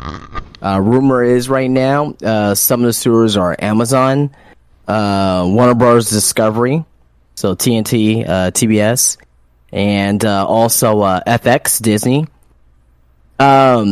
Just a quick question for you guys. Where do you predict Raw being up under? Because if it ain't going to be the USA Network, which is still, and obviously, could be USA still. If it ain't going to be USA Network, it possibly could be Warner Brothers Discovery. That would Yeah, be if that's the fucking case. awesome. Well, I mean, more likely. That's more likely. I mean, that's the end of AEW pretty much because they won't have a TV slot. Right, like I don't see Amazon because I don't know, that to me that just doesn't mesh well together. I know Disney is another choice. I know WWE's always kind of wanted to do business with Disney. Yeah. But I think Warner Brothers. No, that's a bad idea. I'm just gonna say this. Yeah, Disney's not good. Yeah, I don't want keep WWE away from Disney. Like, keep it far away. I'm not trying to see Mickey Mouse make a cameo at WrestleMania, body slamming somebody. Yeah, no. Disney. This is the worst possible option. Well, I think Warner Brothers might end up being the likely destination, just because I think Time Warner, Jesus Christ, Turner Broadcasting. I think they're going to want another wrestling show if they're not able to keep AEW. And from the way it sounds, I don't think they want to keep AEW. So they're going to want to get WWE. I don't know. I don't know is that they don't want to keep AEW. Is that, oh shit, there's WWE. It's kind of like what happened with the ECW and fucking the WWF, like in what was 2000, 2001 when ECW got kicked off of fucking TNN. So it's kind of same situation, but man, it's not good news for AEW. I can tell you that. It's like going to a prom and you're going with a cute homely girl, and it's like, oh, there's the prom queen. I have a chance to fuck the prom queen. Like that's kind of how it is. So, but I think WBD is the likely destination, just because like you just said, if they have a chance to get WWE, it's just like fuck, we're gonna get WWE, and they're gonna get Punk. Like Warner Bros. Discovery, they're gonna get Punk because I think they'll get Punk back. They get Punk back because think about it. With a better product, they get Punk back. Yeah, because think about it. I think Warner Brothers Discovery didn't want to fire CM Punk. They was going to try to do anything and everything possible to keep him, but Tony Khan had his decision to have CM Punk fired. So I think that, especially now that Punk is back, and then on Monday night, these past few days, Triple H and company have been in talks with the TV rights media deals. So I think this is the main reason why they're using, they signed Punk. One of the main reasons why, obviously to get use out of him, but also get a, most important thing, get a TV deal, get a shiny new TV deal. And I think that 4D Chess will has me thinking that too, for sure. So if this happens, what happens to AEW? Would they find another television provider? Which I think they will, but it's gonna be definitely less than. What did happen with the CW deal? I think he have to. He'll have no choice but to, because if they're making an offer, and the reason why Tony Khan turned down the offer is because he wants to, have Ring of Honor as the package deal with AEW. But the thing is, and I'm sorry, and I remember the ROH in its heyday, its prime. ROH ain't that. ROH is not the ROH of old. It's just a relic. The titles, I'm sorry, it's their version, it's AEW's version of NXT, right? And if that sucks. That's basically, and the thing is, they can do something with it, but to treat it like it's another entity when it's not. It's not of old. It's not prime. It's not the RH of the prime years, the good times. It's just a shell, and you can't sell that to a company. You can't sell that to a media conglomerate like, hey, here's ROH's grand history, but no one cares. We'll package it in with AEW, take it or leave it. And the people at the media rights, they will be like, we'll pass. And then, hey, look, we got WWE here, we got Raw, we got CM Punk, we got all this. Okay, we'll take that. So I think Tony Khan is gonna, come back and, make a deal with CW. He's not gonna get what he wants, but he needs TV. If he doesn't have TV, it's over for AEW. And I do not want AEW to go out of business. I don't. A lot of people do, though. I mean, yeah. I mean, no, a lot. No, I'm just being serious. Like a lot. Yeah. Like I see on social media, like if AEW wasn't around, then the wrestling would be better. Well, not really, because you're gonna have all these guys that's gonna be out there, on the market without jobs and things of that nature, and and wrestling in general won't be looking as healthy. You know what I mean? The boys can't go back and forth between companies and get paid and have that competition between WWE and fucking AEW. You saw what happened when fucking WCW went out of business, and how fucking over the years, just the quality of television for WWE just went down till we got to like fucking 2017, 2018, when it was like the drizzling shits. So you do not want someone like AEW to go out of business or anything like that, which I don't think will happen. But you don't want a monopoly in wrestling. Because, you don't want a monopoly in anything. Yeah, especially in entertainment, which it looks like we're getting there. Unfortunately, I don't care. I don't care if it's bottled water. I don't want to just choose. Oh, goddamn! All they have is Dasani now. Like, oh fuck! Like, you know what I mean? Like, you don't want a monopoly in anything. Right. It's just in wrestling, which is when I found out AEW was happening, I was kind of excited. I'm like, all right, we're getting another company, and then it happened the way it happened. So, yeah, but just I wouldn't want AEW to go out of business. I kind of hope they do get that TV deal, whether it be a CW. And like, I forgot, I don't know which one of you said this, but like, Tony's just gonna have to take that deal from CW. Because they need a TV deal. I don't even think CW. Look, I'll be honest. If they won't get CW, it's gonna be another company that I don't think they're gonna. I don't think they're gonna get CW. I mean, I know NXT's there. That's gonna be there.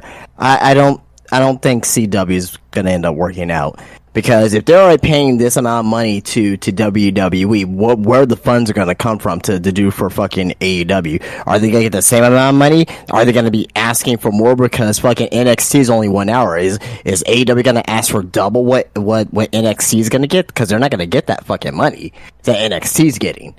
So where's this money gonna come from? So that's why I don't think it's gonna be CW. Now, if they can get to somewhere else, because Turner's the perfect spot for them. Like, maybe if there's nothing on USA maybe want to get back into wrestling, maybe they'll take AEW at that point in time. You know what I mean? Maybe it's just a little switcheroo going from just a trade. Yeah, but USA is already getting SmackDown. I don't think they'll want AEW. Oh yeah, that's right. You're right. Fuck. Yeah, I forgot about that.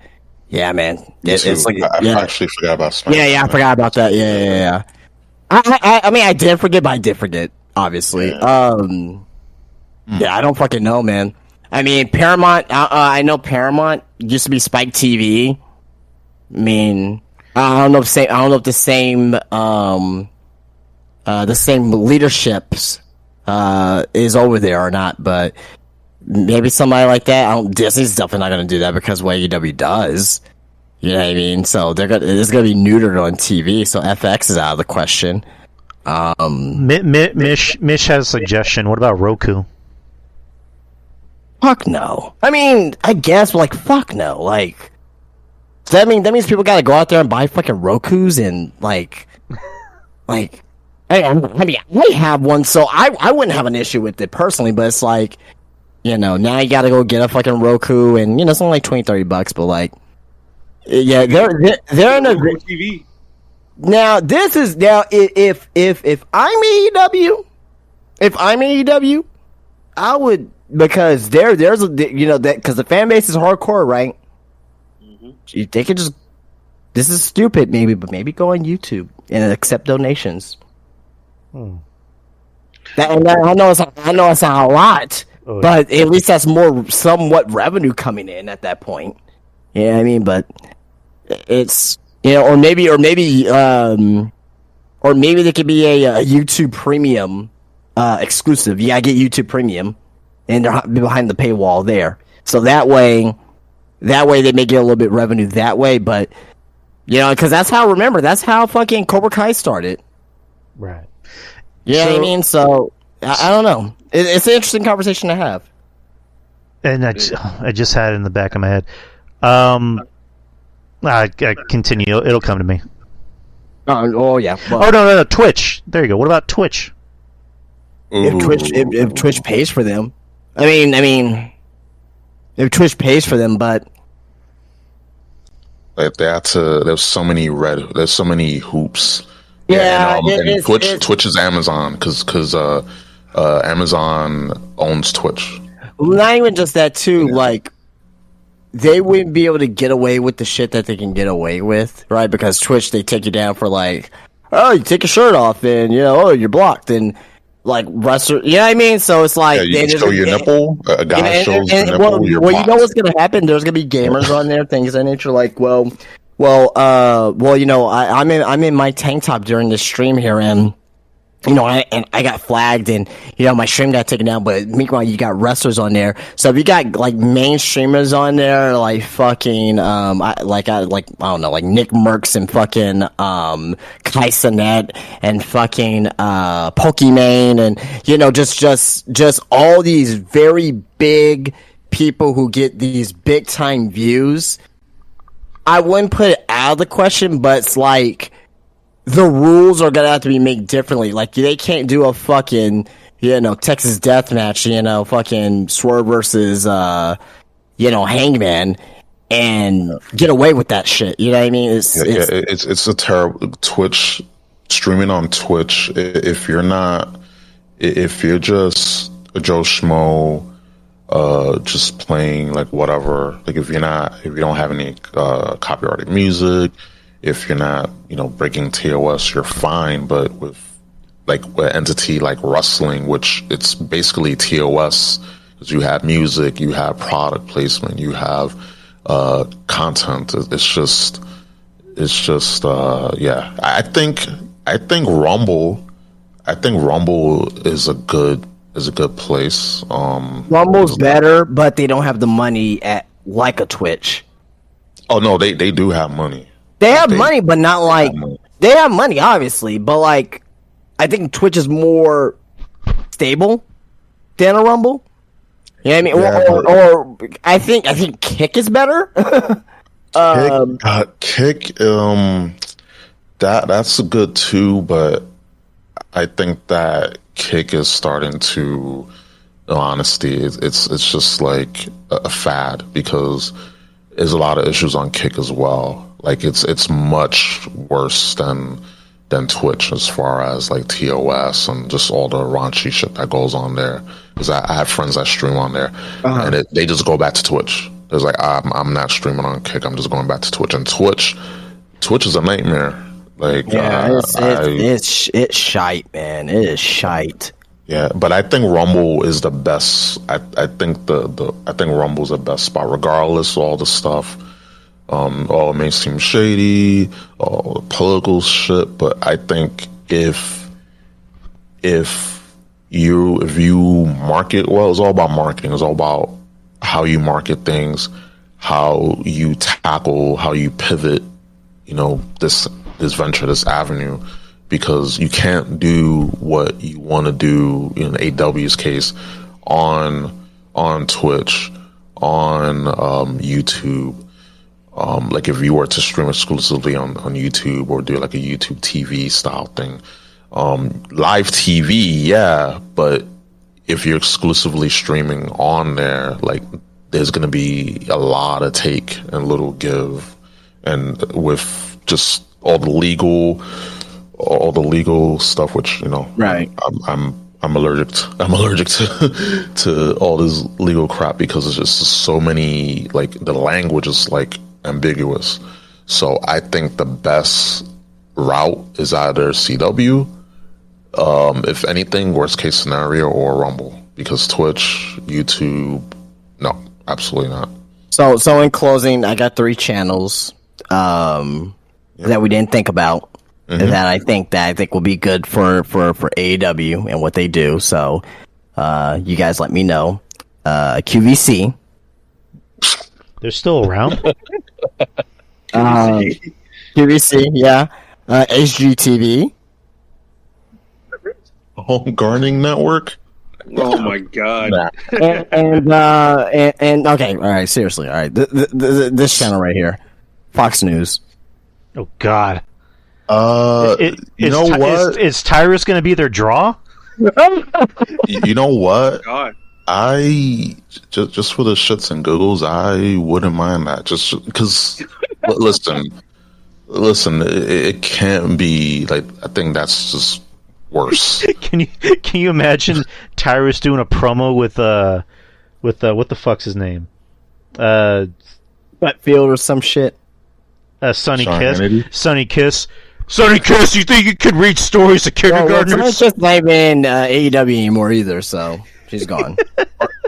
Top dollar and Tyrus.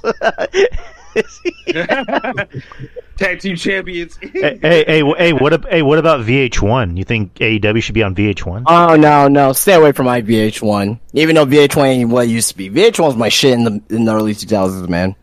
Yeah, same here. I shot a Lovatila tequila. I was all up in that shit. Yeah, that was before she went crazy.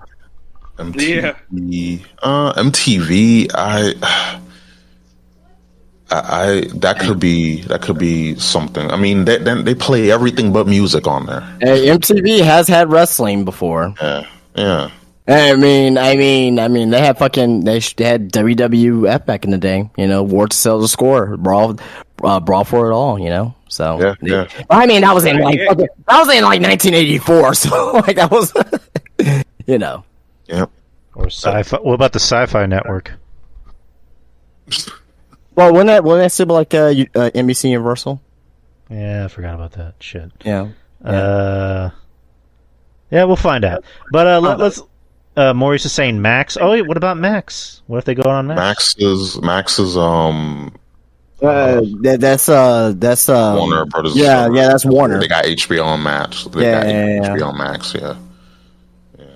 I mean, hasn't there been there's so many mergers because you had, HBO, Cinemax merged, then you have Warner Brothers, and you had Discovery merged, and then before you had AOL, Time Warner. It's just way too many mergers. It's like you got to go back like decades to find out the original companies before the mergers. It's a monopoly. Like that's yep. Where we're getting to, unfortunately. But let's get to Raw real quick, and we can close it out. So Monday Night Raw was in Nashville. We can just skip. We'll skip ahead to the end of the show, and then we'll talk about the rest of the show. So CM Punk came out to close the show. Kind of like Justin said, it felt unreal seeing Punk back in WWE. Like it was just like, man, it's really been this long. It's been, was it 9 years and 10 months since he's last been in on a WWE television show. So he came out with his brand new shirt, which is actually a pretty nice shirt. I kind of want to get that. Cut his promo. I didn't love the promo. I was just being honest. I didn't love the promo. I didn't hate it.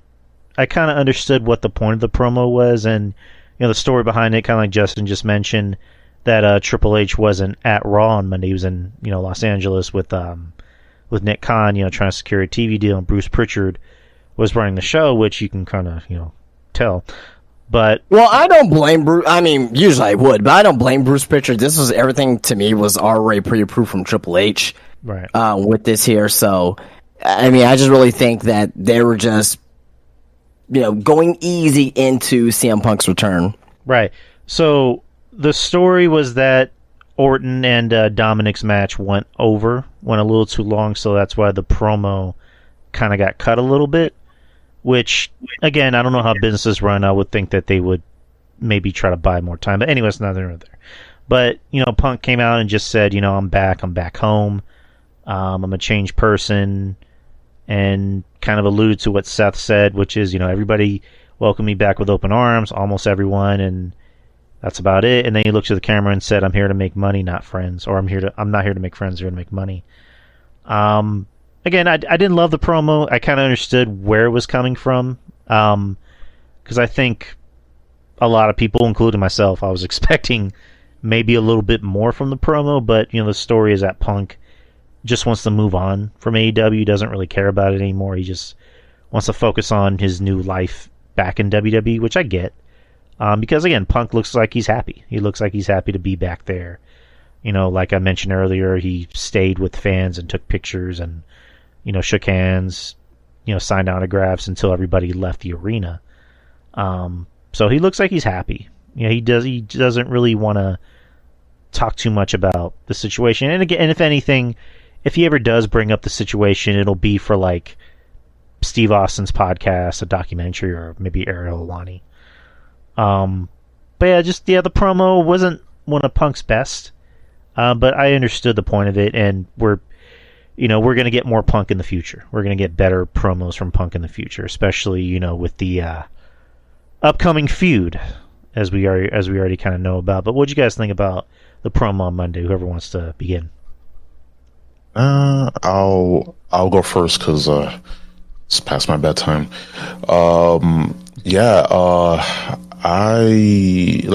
It wasn't like the promo that we were expecting, and of course, like it was short on time. Like we knew he came out like 5-6 minutes before the show went off the air, so we knew, it's not gonna be the pipe bomb that we wanted. But again, he returned, mind you. He had his AEW return, his AEW debuted and his return. And then, you're not gonna like directly talk about, the other company. And he did, like just little nuances, little innuendos, but he didn't like just outright said it because, he came back. It's the first night him back. Got to test the waters. And I think it hit what it needed to hit, but I get it. Like, hey, like, why not, go after the title, declare yourself in the Rumble, and I get it. I get people's gripes with that too. Like, what's your mission statement? Why are you back?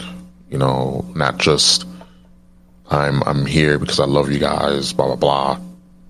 But he did allude to the comment after his promo, I'm here to make money, not friends. And that's a shot to the Young Bucks, the fact that they didn't want to do business when Punk did, because they just worry about making friends and not making money, and just working the angle and making money and just bringing more eyeballs to the product, which Punk wanted to do, but they didn't. And what I got from the promo is what we needed, is what he needed to say for his first night back. So I'm not too up in arms about it. And of course, you're going to have people that are fickle. Like I mentioned earlier, in this broadcast, like people are going to be fickle. They're not going to be satisfied no matter what. People just overall just need to take a chill pill. Just first night back. Just wait and see. But I understand. I also do understand, that it wasn't his strongest promo. But again, like he's first night back on Raw. Just give it a little time. Just give it a little time. That's like patience. It's a virtue, guys. Like he just got back, so just let's wait and see. And with that, I gotta head out. But guys, it was fun. I missed doing this with you guys on Wednesday. Maybe I'll do it again soon. Guys, this week has been crazy, just crazy with news, and I had to be on here. Again, shout outs to Drew, RJ, Justin, all you guys. Yeah, I had a decent Thanksgiving. Yeah, I have a decent Thanksgiving. Appreciate that, Mish. Hope you had a good Thanksgiving also. Guys, love you guys. See y'all later. Love you too, man. All right, man. Take care. Take care, guys. Take care, brother. See you Sunday. Peace.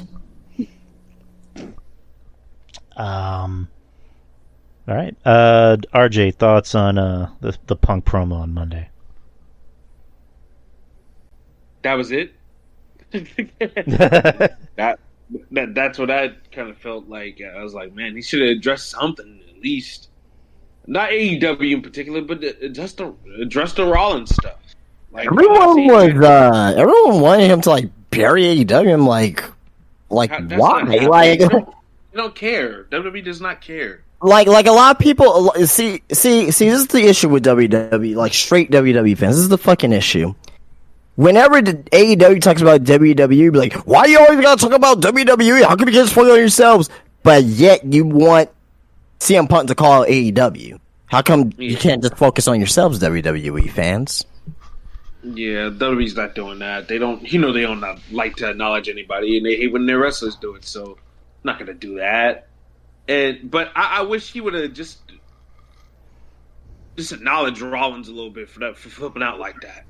Like I wish he would have. I know Rollins is doing the stuff with Drew, fine, but still, like, put it out there that Punk knows. Like Punk really acknowledges it. Like, well, he kind of did. He kind of did when he said, almost everyone. A subtle dig way. I was just looking for something, bro, and it was an alright promo. It just didn't get me hyped for anything moving forward, which is what he should have done. Like, you should have cut something that leave us hanging on and looking forward to what you do next. You know what I'm saying? I feel like Punk didn't do that. I feel like he didn't do that. So yeah, I was a little disappointed with the promo, but I wasn't expecting him to bury AEW though. Like a lot of people was disappointed because of that. I don't care about that. It's done. It's over with. He's trying to move on. Fine, whatever. I get that. I don't care about that. But just a hint of what you're gonna do next. What's your goals? What's your ambitions? Are you here to finally get that main event at WrestleMania? What's your plan, Punk? Are you gonna form a stable with young guys? Like, what are you doing? What's your mission statement? I feel like we didn't get any of that. That's what I was looking for. I mean, for me, I would say that I understand the promo. I get where he was coming from. He did a lot of him references in there. Saying hell froze over, talking about that was like the first line that Bret Hart said in 2010. He did a callback to the Pipe Bomb Pro where he says, I'm the best on this microphone in the ring, even in commentary. So he did a lot of little callbacks, talking about a wise man once told me, talking about Paul Heyman. So he did a lot of callbacks, which I really appreciated. Now, with the promo itself, if that was the promo that we're gonna get, it should just open up Raw. You made us sit there for 3 hours for that promo. Now, I'm not like upset by it. I'm not mad. I appreciate that he's back.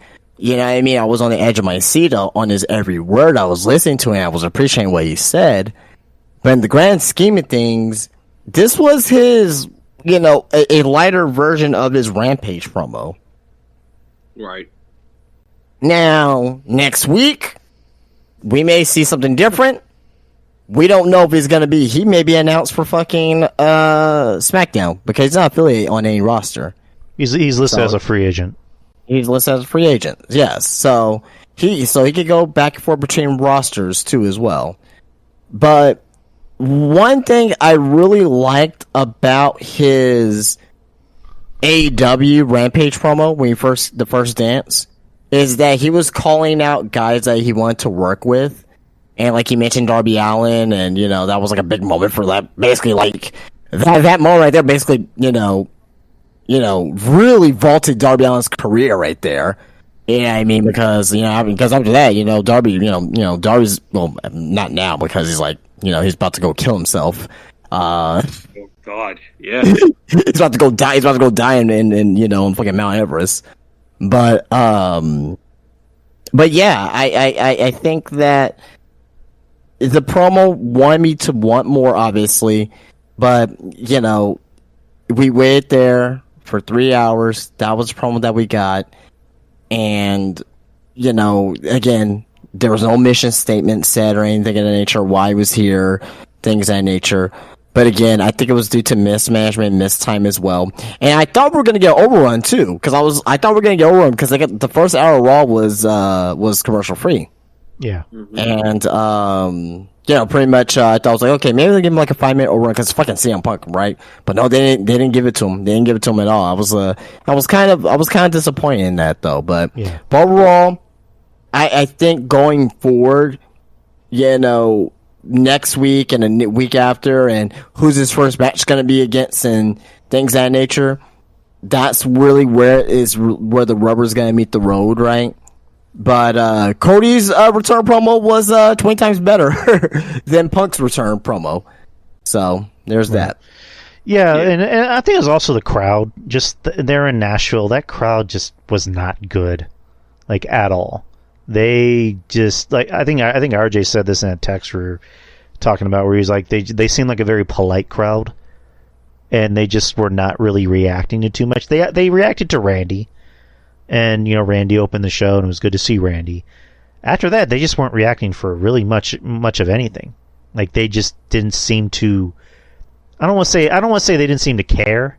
They were just like, oh, this is happening. That's cool. Like that was kind of their reaction. Like, you know, like, and Justin can attest to this. Like, you know, because we went to the same schools together. Like you know those kind of people who are like they don't seem all that impressed by everything, and their response to everything is that's cool. Yep. Yeah. Like that. That's basically a Nashville crowd. It's like, oh, that's cool. Not like, oh hell yeah, CM Punk's back. Fuck yeah, CM Punk. It was just like, oh, CM Punk's back. That's cool. There's like the mother from Despicable Me, Gru's mother. Meh. Every time you try to show us something, meh. Monday. The creep do this unbelievable spot on Monday. Meh. Speaking of promos, this was tweeted by Britt Baker a couple hours ago. She said, tonight's AEW Dynamite MJF live promo 7 minutes, Christian Cage live promo 10 minutes, all 2023 AEW Dynamite Britt Baker live promo time 0 minutes. So isn't she injured? I don't think she's not injured. I think she's just, I don't know what she's, I have no idea where the fuck Britt Baker's at. I've been seeing more Britt Baker in the dentist's office than I've seen her in the wrestling ring. The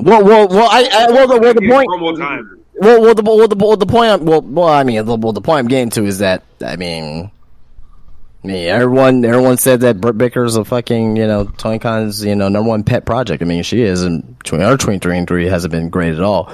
But I don't know if she's being frustrated. I don't know if she's expressing frustration, or I don't know. He's petting that project in the back, all right.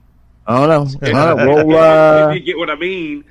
Yeah, I don't know if she's part of the devil storyline either, but I don't know. We'll have to wait and see. She's the devil. I think she's got something to do with it. I don't know. But yeah, the rest of the Raw just.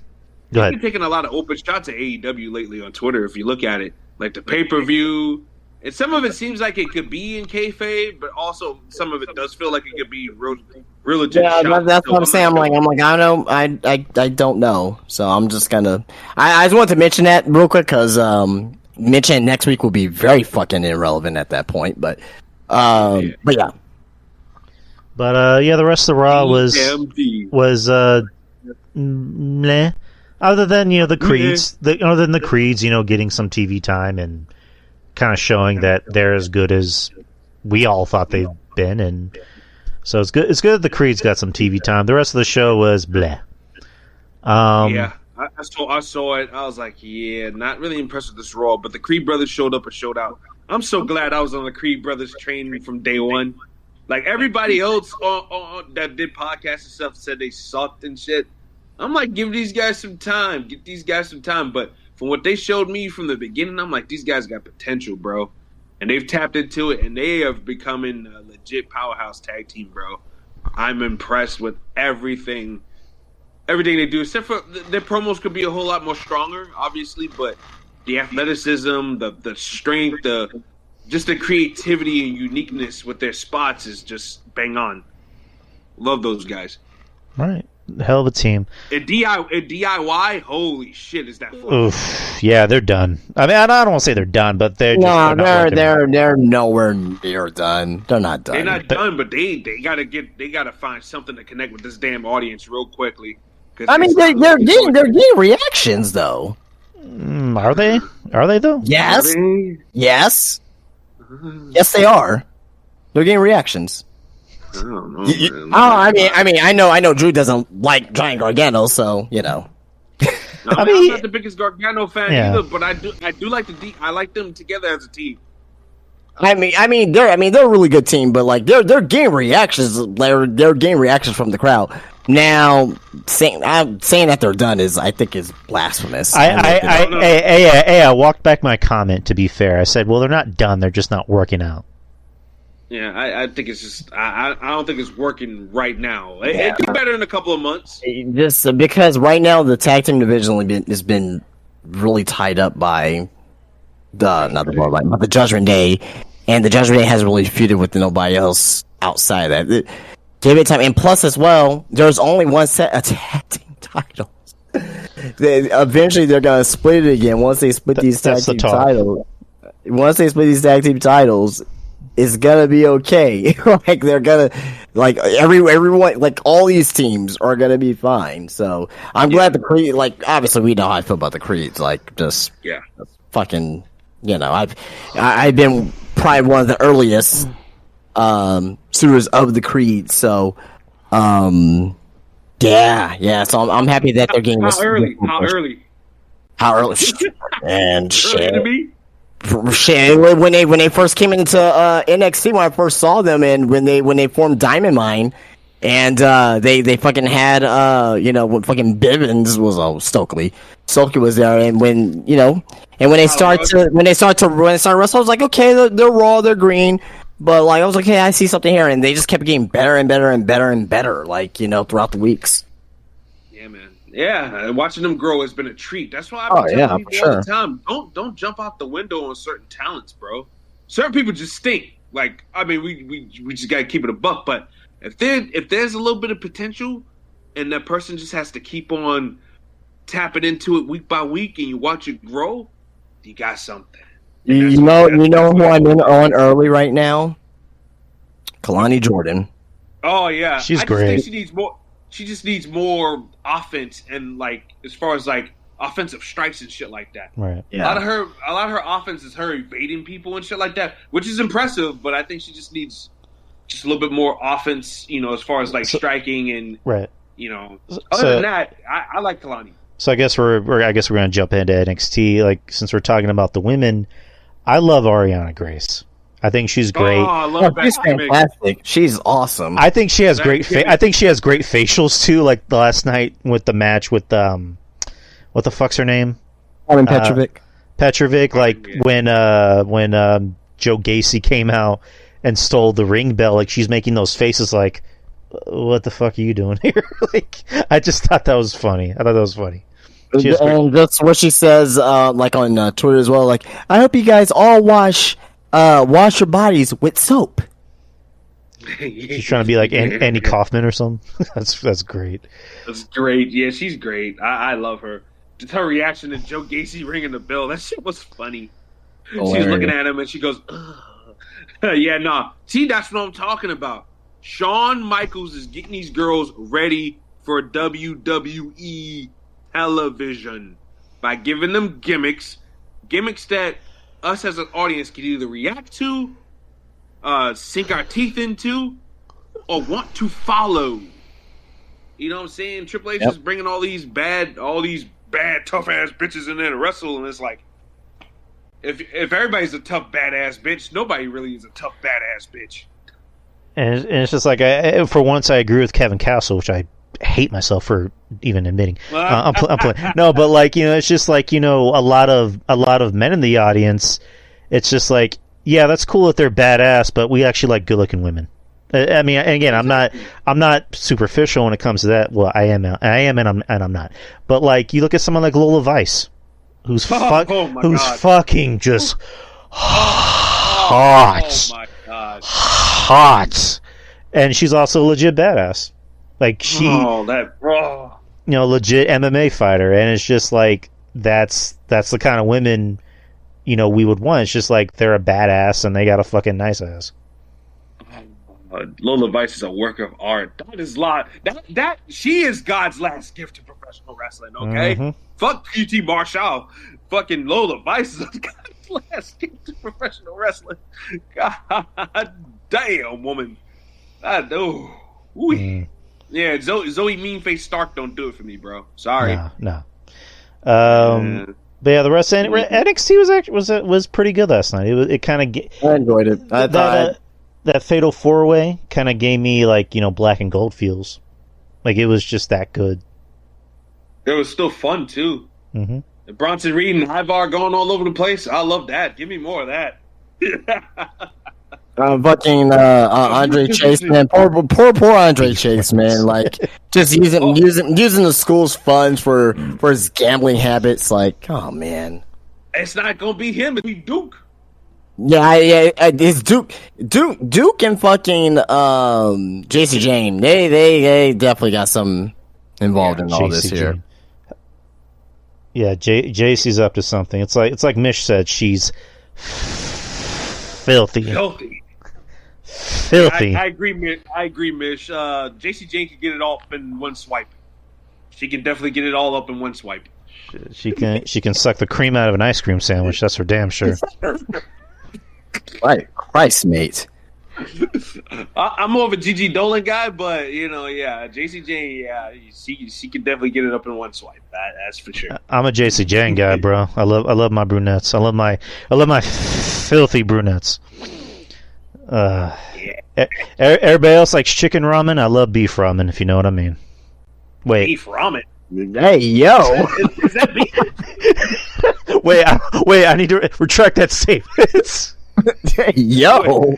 Oh my. Dick. Oh my. Dick, more dick. I love that kick. Oh God. Dad would like to see you in his office, sir. Oh man. Oh my God. JC has some dirty secrets for Drew. Damn right she does. Eating the meat like a butcher. You don't want no bread, no water, just meat. That's me. Booker T is like the best thing on fucking NXT, man. Like he keeps me laughing, man. Just he just be saying any fucking thing, man. Just be bro. He had me dying laughing when Tozawa was thrusting his hips last week. Yeah. Him reacting to it was so fucking funny. I'm like, wow. Booker T and Vic is probably one of the more funner commentary teams on in the whole of WWE. I didn't say the best, but one of the most fun. I actually have fun watching them on Tuesdays and listen to them. I look forward to hearing what they got to say and how they're going to react to certain things. Vic Joseph is good, I believe. I like Vic. I believe he got a Raw deal a couple of years ago when they had him on the booth. They had him and Mace and who else they have? King on the booth back in 2019. I'm like, was it Corey Graves or? I think it was it King? I could have sworn it was King when they Corey Graves was on Raw for forever. Yeah, it was. But I think that's when they got the Fox deal and they moved him over to Smack. I could be wrong. I don't know. It was on time. But there was a point in time where Mace and Vic Joseph was on the Raw booth. Cause remember that's when Samoa Joe choked him out and shit like that. And right. That whole shit. So yeah, I think Vic got a Raw deal because I think he's actually pretty good. Right. The main event was really good. What'd you guys think about Alexis King and his drawn-on facial hair? Oh my God, that is terrible. But I guess maybe that's what he's probably going for, the whole douchey, weird look. And if that's the goal, I'm fine with it. I'm cool with it. Yeah, he's passing if that's the goal. Fits it. I said on Twitter he looks like a sleazy 90s porn director. He's got there's a hole drilled in the wall. He's got the camera. Yeah, exactly. The camera's on him. Yeah. And his he's still like his head. He still has his throne entrance like the intro to Fresh Prince of Bel-Air. Dun dun Hey. dun dun dun dun. Now this is a story about.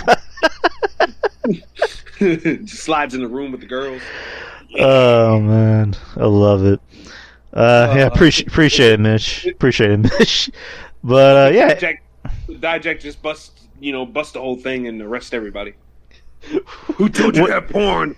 In my vicinity. justice, dun dun. It's time to give these girls some real justice. They need a real man, and I'm the man for the job. What did he say on Twitter? You reposted Braun's speech, and he's just like, "Oh, so I guess I'm a jack off." Yeah, something like that. Jack is crazy, man. Oh God! Shout out to you, Mish, bro. You the OG. You already know that, man. I appreciate you. But yeah, and then there was I guess there was some news coming out of NXT that I don't know. I think this was after the show or on the network or something or Twitter, where Braun referred to Trick Williams as the LA Knight of NXT. All you are is just a catchphrase or something like that. And apparently WWE didn't know about that. That he didn't clear that with WWE, so they had to take down the video or the interview or whatever. But that wasn't bad. I mean, it wasn't that big. I mean, it's not like you said, big deal. "Hey, Trick, you're a bitch." Hey, Trick, you old bitch ass from South Carolina, pissant state. You a bitch. South Carolinian. Your mama a bitch. Your daddy a bitch. All you straight up bitches. What the fuck is a gamecock? Huh? I got your gamecock right here.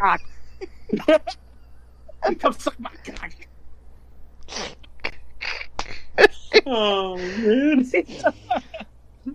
And here comes Dijak. I got the cock of justice. Dun dun. Dijak just peeks his head in the corner. Did somebody say cock? You're about to get slapped with the long dick of the law.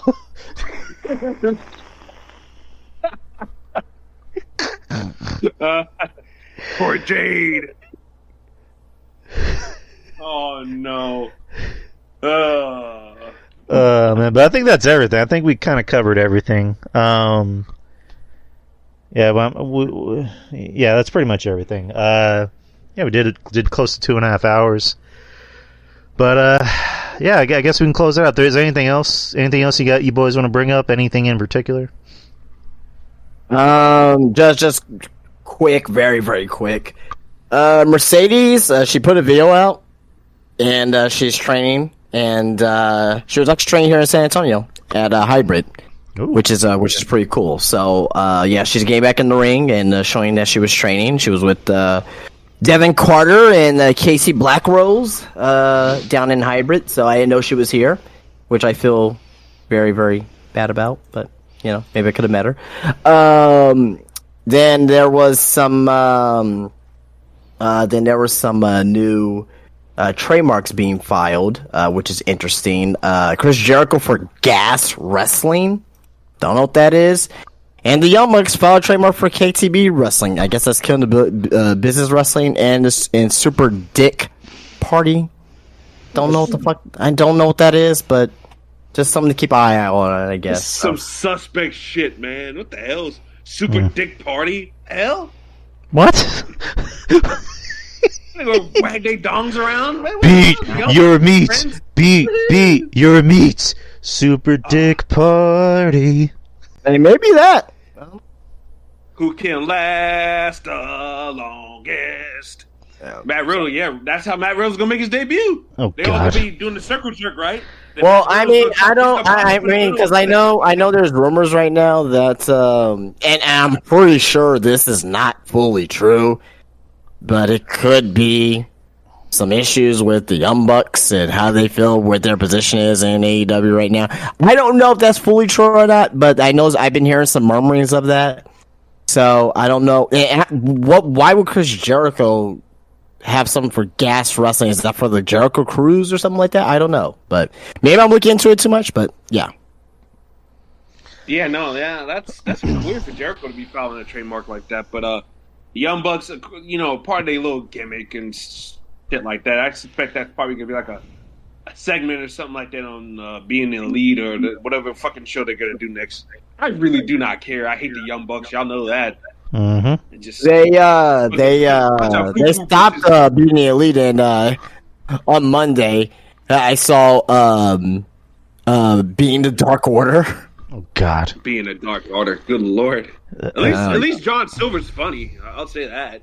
Oh yeah, John Silver was great. Yeah, his little short nigglet ass, bro. That's a short hockey motherfucker, bro. He's strong as fuck too. I give him that. I saw him toss around Brian Cage around like a salad, bro. That was funny. Johnny Hungy. PWG. He made him look like a bitch. Thick. Yeah, thick boy. He's a very thick boy. He ain't Bronson Reed and Ivar thick, but hey. Yeah, he's like a mini Otis, somewhat. Otis is the man. That's my guy. I love Otis. Now he has a crush on Lash Legend. That's just funny. My man loved chocolate, bro. Oh yeah. Otis is invited to the cookout. I'm sorry, bro. Like if Otis ever comes to South Carolina, I'm inviting him over. Otis collects the ladies. Damn right. He got Mandy Rose. Now he's getting Lash Legend. Pretty soon he's gonna go after Lola Vice. Who could blame him there? Oh yeah, my little mamacita, come here. Like moving hips, I like moving hips too. Yeah. Hips.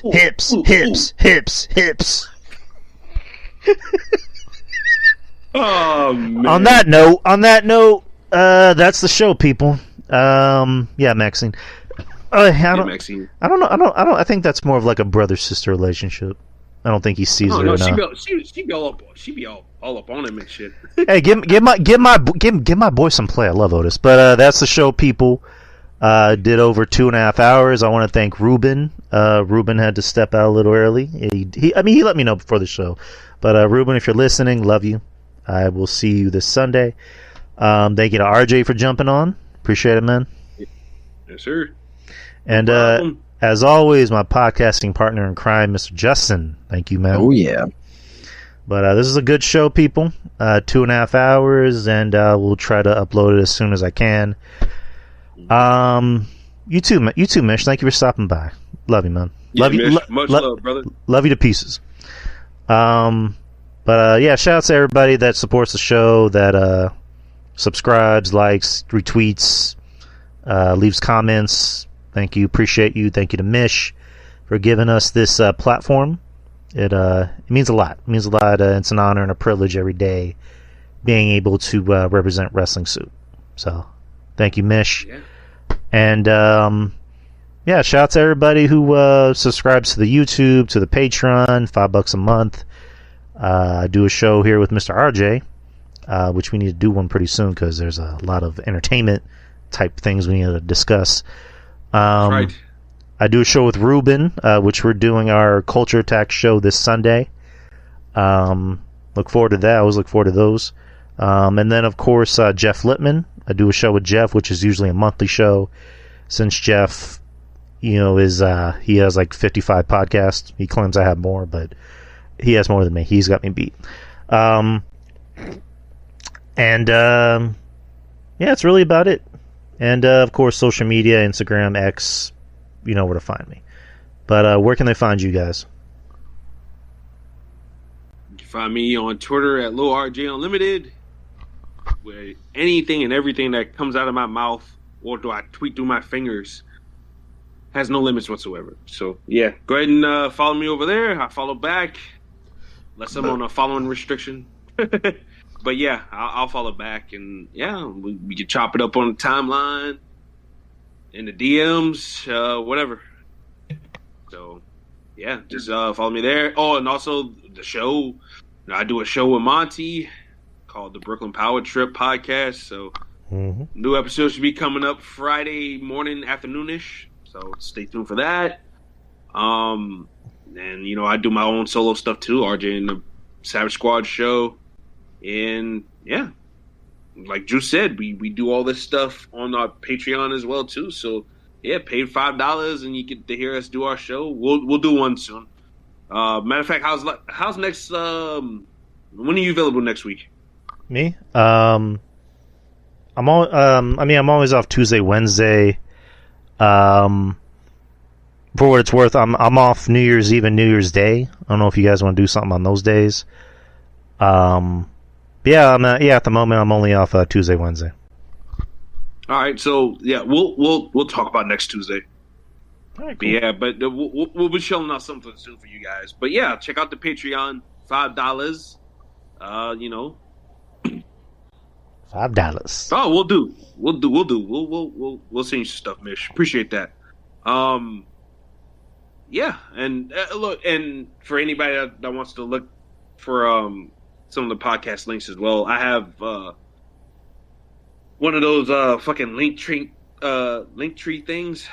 You know, I have those in my bio on my Twitter as well, or X account as they call it now.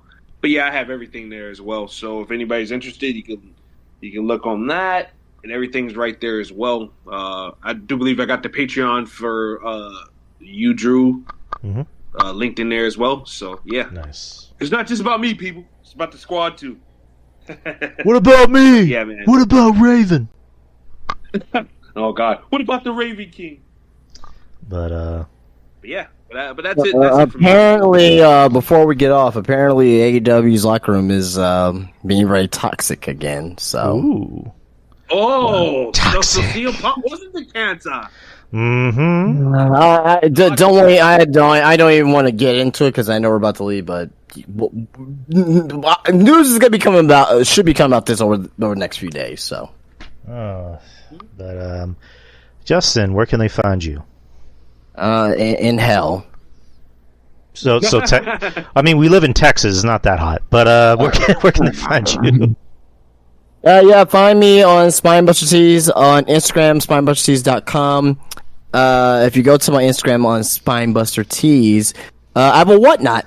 I am actually putting inventory on Whatnot. I actually got a few orders on Whatnot already that I'm shipping out. So if you guys like to support the shop itself, instead of trying to get a T-shirt, if an action figure, if it's something that you're looking for, you can check out the Whatnot. And I'm constantly uploading new listings every day. So just pay attention to that. So if you're looking for something, like for example, the new Legends that's gonna be coming out, Hulk Hogan. So the new series is gonna be Hulk Hogan, Ichiban Hogan from New Japan. So there's gonna be a regular black one and a chase red one, which is fucking cool. That they're doing Ichiban Hogan figure that's WWE licensed, but it's a New Japan figure. What's the other figures? Iron Sheik, and what's another one? I think it's Andre the Giant, WrestleMania 2 with the yellow. Then the last one is, I forget the last one. There's a fourth one I'm totally forgetting. Oh well. Anyway, those figures, like I said, they'll be coming into the shop. So, just check out the Whatnot. If it's something that you like, you can buy it from me. I'll get shipped out to you within the day. So, yeah. That's a damn good deal. People hop on it. And, that's really about it. And also, Wrestling Soup is tomorrow. Wrestling Soup is tomorrow at 6:30 p.m. Central Time, 7:30 p.m. Eastern. So, listen to Wrestling Soup. It's the best podcast in podcasting right now. You don't want to miss it. Every Thursday. With I mean, it's a soup, motherfucker. Get your soup, spicy or not. Yeah, whatever soup you like, whether it's chicken or beef. I like beef, but with Anthony Missionary Thomas. We're gonna go back to that again. Yes, Anthony Missionary Thomas and Joe Numbers. So, been going on since 2010. Hope I'm getting that right, Mish. 2010. So, don't miss Wrestling Soup, people. Yeah, I was 21. I was barely 21 when that show came out. Yeah, 2010, where it was fun again. Ever since I was in high school, I grew up on these motherfuckers, man. They carried me from high school to the one little stint of college that I did to my first job at the goddamn cleaners, those almost 10 years, to where I'm working at now. Nothing but wrestling, Soup, Drew Yari, everybody else, man. Yeah. God It's like back in 2010 where it was fun again. 2011 where we all went to heaven, but actually it was 2012 where we actually went to hell. Yeah, I mean, you're not far off. But Yeah. all right, we're done. We're done, people. Good night. Be safe, and we will see you next week in the beginning of December, the last month of the year. So, Kill myself. take care, people. Much love, and peace out. Peace out. Peace. The Drew Yari Show. It's Drew Yari. It's Drew Yari. The Drew Yari Show. It's Drew Yari. It's Drew Yari. The Drew Yari Show. It's Drew Yari. The Drew Yari Show. It's Drew Yari. The Drew Yari Show.